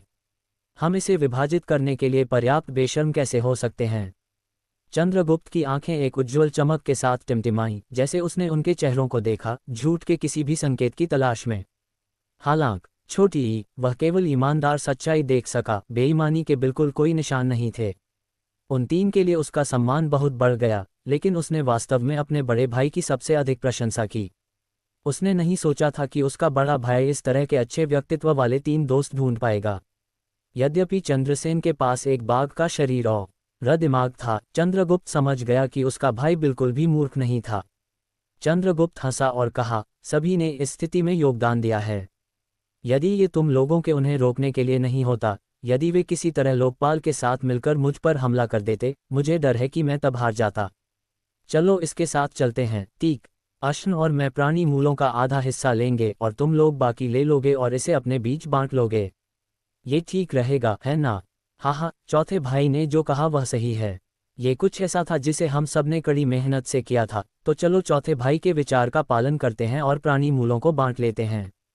आधा हिस्सा चौथे भाई और उनके इस दोस्त को दिया जाएगा, दूसरा आधा हम चारों के बीच समान रूप से बांट लिया जाएगा। चंद्रसेन हंसा। वह और चंद्रगुप्त सगे भाई थे, भले ही उनकी माताएं अलग थीं, इससे उनके बीच के रिश्ते पर कोई असर नहीं पड़ता था। वह उसके साथ कंजूसी नहीं करेगा। चंद्रसेन के उनके लिए निर्णय लेने के साथ अन्य तीन छात्र और मना नहीं कर सके और उत्साह से प्राणी मूल ले लिए। इसे विभाजित करने के बाद चारों में से प्रत्येक को कम से कम 1 दर्जन मिले, जिससे उन्हें उत्तेजना की कोई छोटी मात्रा नहीं मिली। इस राशि के साथ ये पिछले कुछ दिनों में उन्होंने अकेले जो हासिल किया था उससे अधिक था।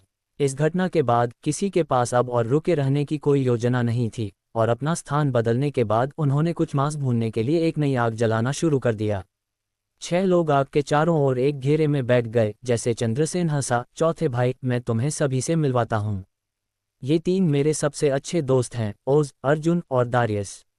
उसने तीनों की ओर इशारा किया। चौथे भाई ओज और अर्जुन जुड़वां भाई हैं। मैं गारंटी देता हूं कि जब वे अपने चेहरे पर लगी गंदगी धो लेंगे तो तुम यह नहीं बता पाओगे कि कौन कौन है। चंद्रगुप्त मुस्कुराया और एक एक करके तीनों का अभिवादन किया। थोड़ी देर बातचीत करने के बाद वे एक दूसरे से इतने परिचित हो गए थे कि यहाँ तक कि तीक्ष्ण का नाम भी उन्हें पता था। अचानक चंद्रसेन का चेहरा स्थिर हो गया, जैसे उसने पूछा, चौथे भाई, मुझे याद है कि जंगल में जाने से पहले तुम्हारी ताकत अभी तक साधक स्तर पर नहीं थी, तो तुम तीसरे क्षेत्र में क्यों हो और अब इतने मजबूत हो कि तुम मध्य स्तरीय वायु गुण वाले साधक लोकपाल को भी हराने में सक्षम थे? क्या ऐसा हो सकता है कि जंगल में बिताए 3 दिनों में तुमने सफलता हासिल कर ली? चंद्रसेन के 3 दोस्तों ने इस प्रश्न पर पूरा ध्यान दिया। चंद्रसेन का प्रश्न सुनने के बाद दारियस और जुड़वां दोनों दिलचस्पी लेने लगे और उन्होंने अपना ध्यान चंद्रगुप्त पर स्थानांतरित कर दिया।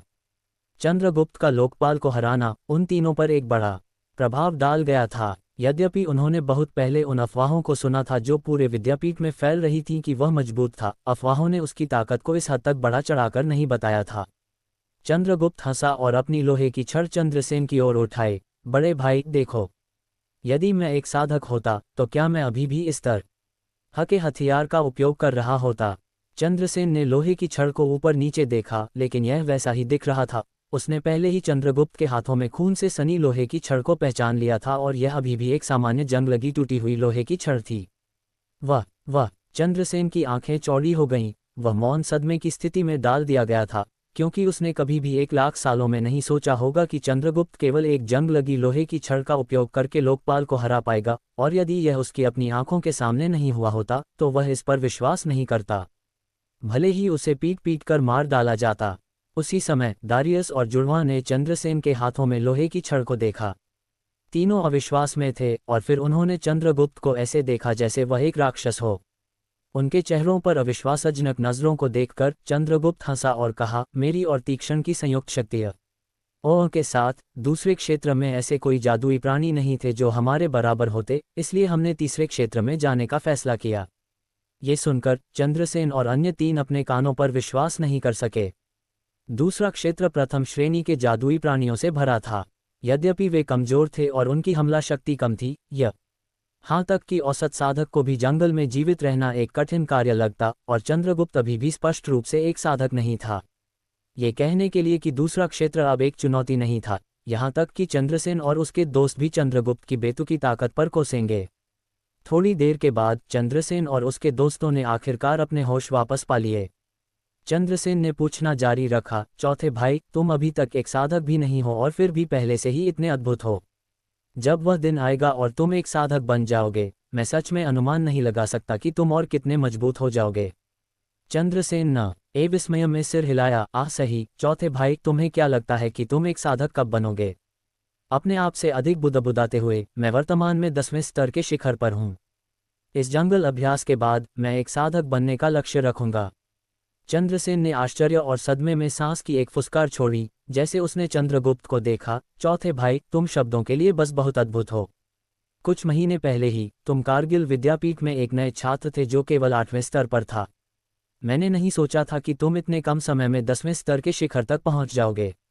ये सुनकर दारियस और जुड़वां इस पर विश्वास नहीं कर सके और चंद्रगुप्त के प्रति उनका दृष्टिकोण पूरी तरह से बदल गया।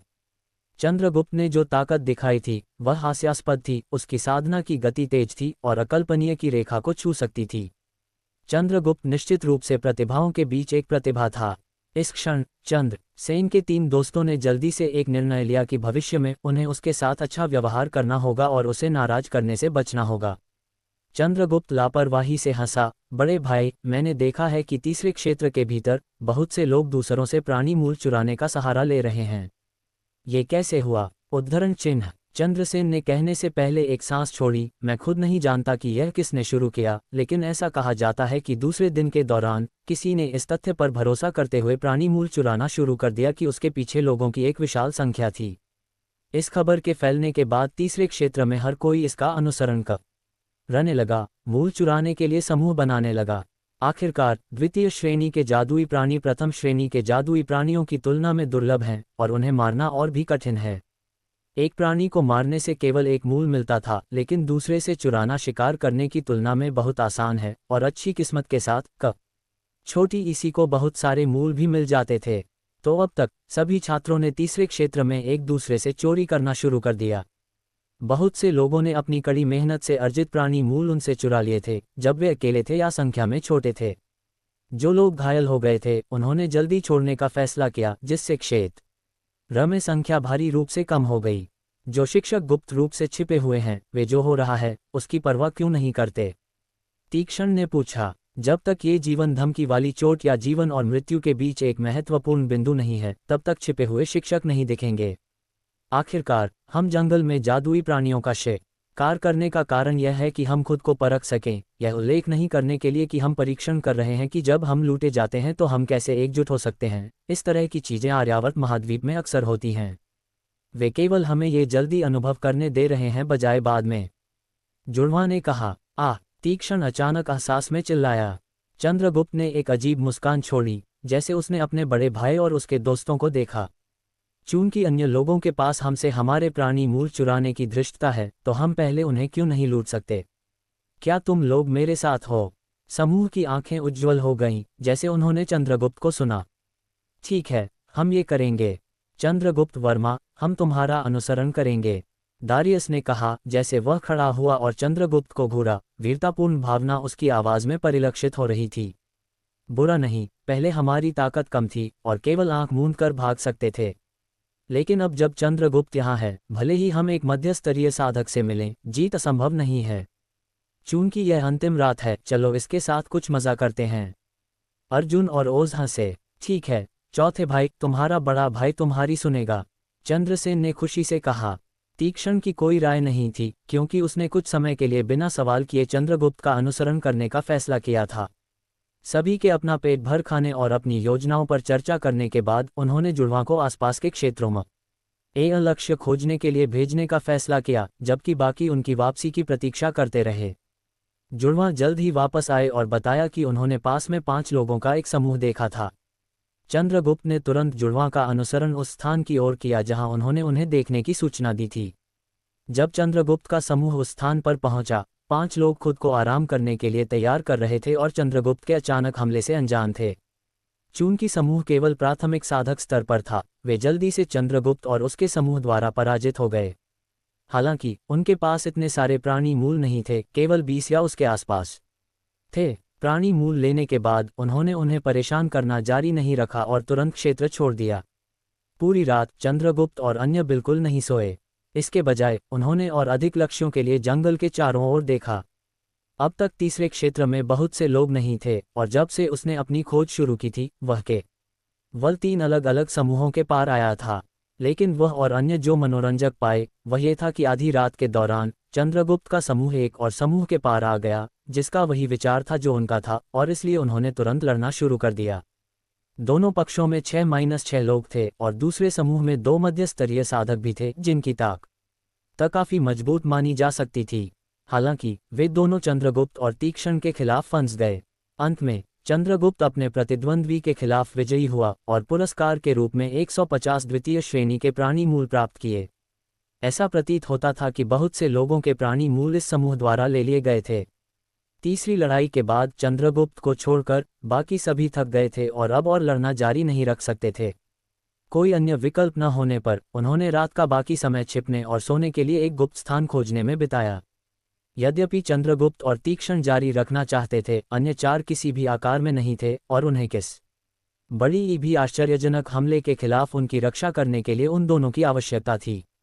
बिना कहे चंद्रगुप्त और समूह की भारी फसल हुई थी। पहले समूह को उनके 20 प्राणी मूलों को छोड़कर अन्य 2 समूहों के पास क्रमशः 70 मूल और 150 मूल थे, तो कुल मिलाकर अब उनके पास 260 मूल थे। इतने सारे प्राणी मूल देखकर चंद्रगुप्त को संदेह होने लगा था कि यह पहले से ही तीसरे क्षेत्र में द्वितीय श्रेणी के प्राणी मूलों की कुल मात्रा का आधा था। रात शांतिपूर्वक बीत गई और समूह ने जंगल के बाहर की ओर यात्रा करना शुरू कर दिया। कुछ हर्बल दवा के साथ चंद्रसेन और दूसरों के घाव धीरे धीरे ठीक होने लगे थे। वापस जब उन्होंने पहली बार जंगल में प्रवेश किया था, विद्यापीठ प्रशासन ने पहले ही ये दवाइयां उनकी आकाश पेटियों के अंदर तैयार कर दी थीं। उस क्षण चंद्रसेन और उसके दोस्त सभी अच्छी तरह से बनी वृक की खाल पहने हुए थे, जिससे वे ऐसे लग रहे थे मानो उन्हें बिल्कुल भी चोट नहीं लगी हो। वृक की खालें वे थीं जो चंद्रगुप्त और तीक्ष्ण ने बनाई थीं। जब उन्होंने वृकों के उस झुंड का वध किया था, उन्होंने उनकी काफी बड़ी मात्रा एकत्र कर ली थी।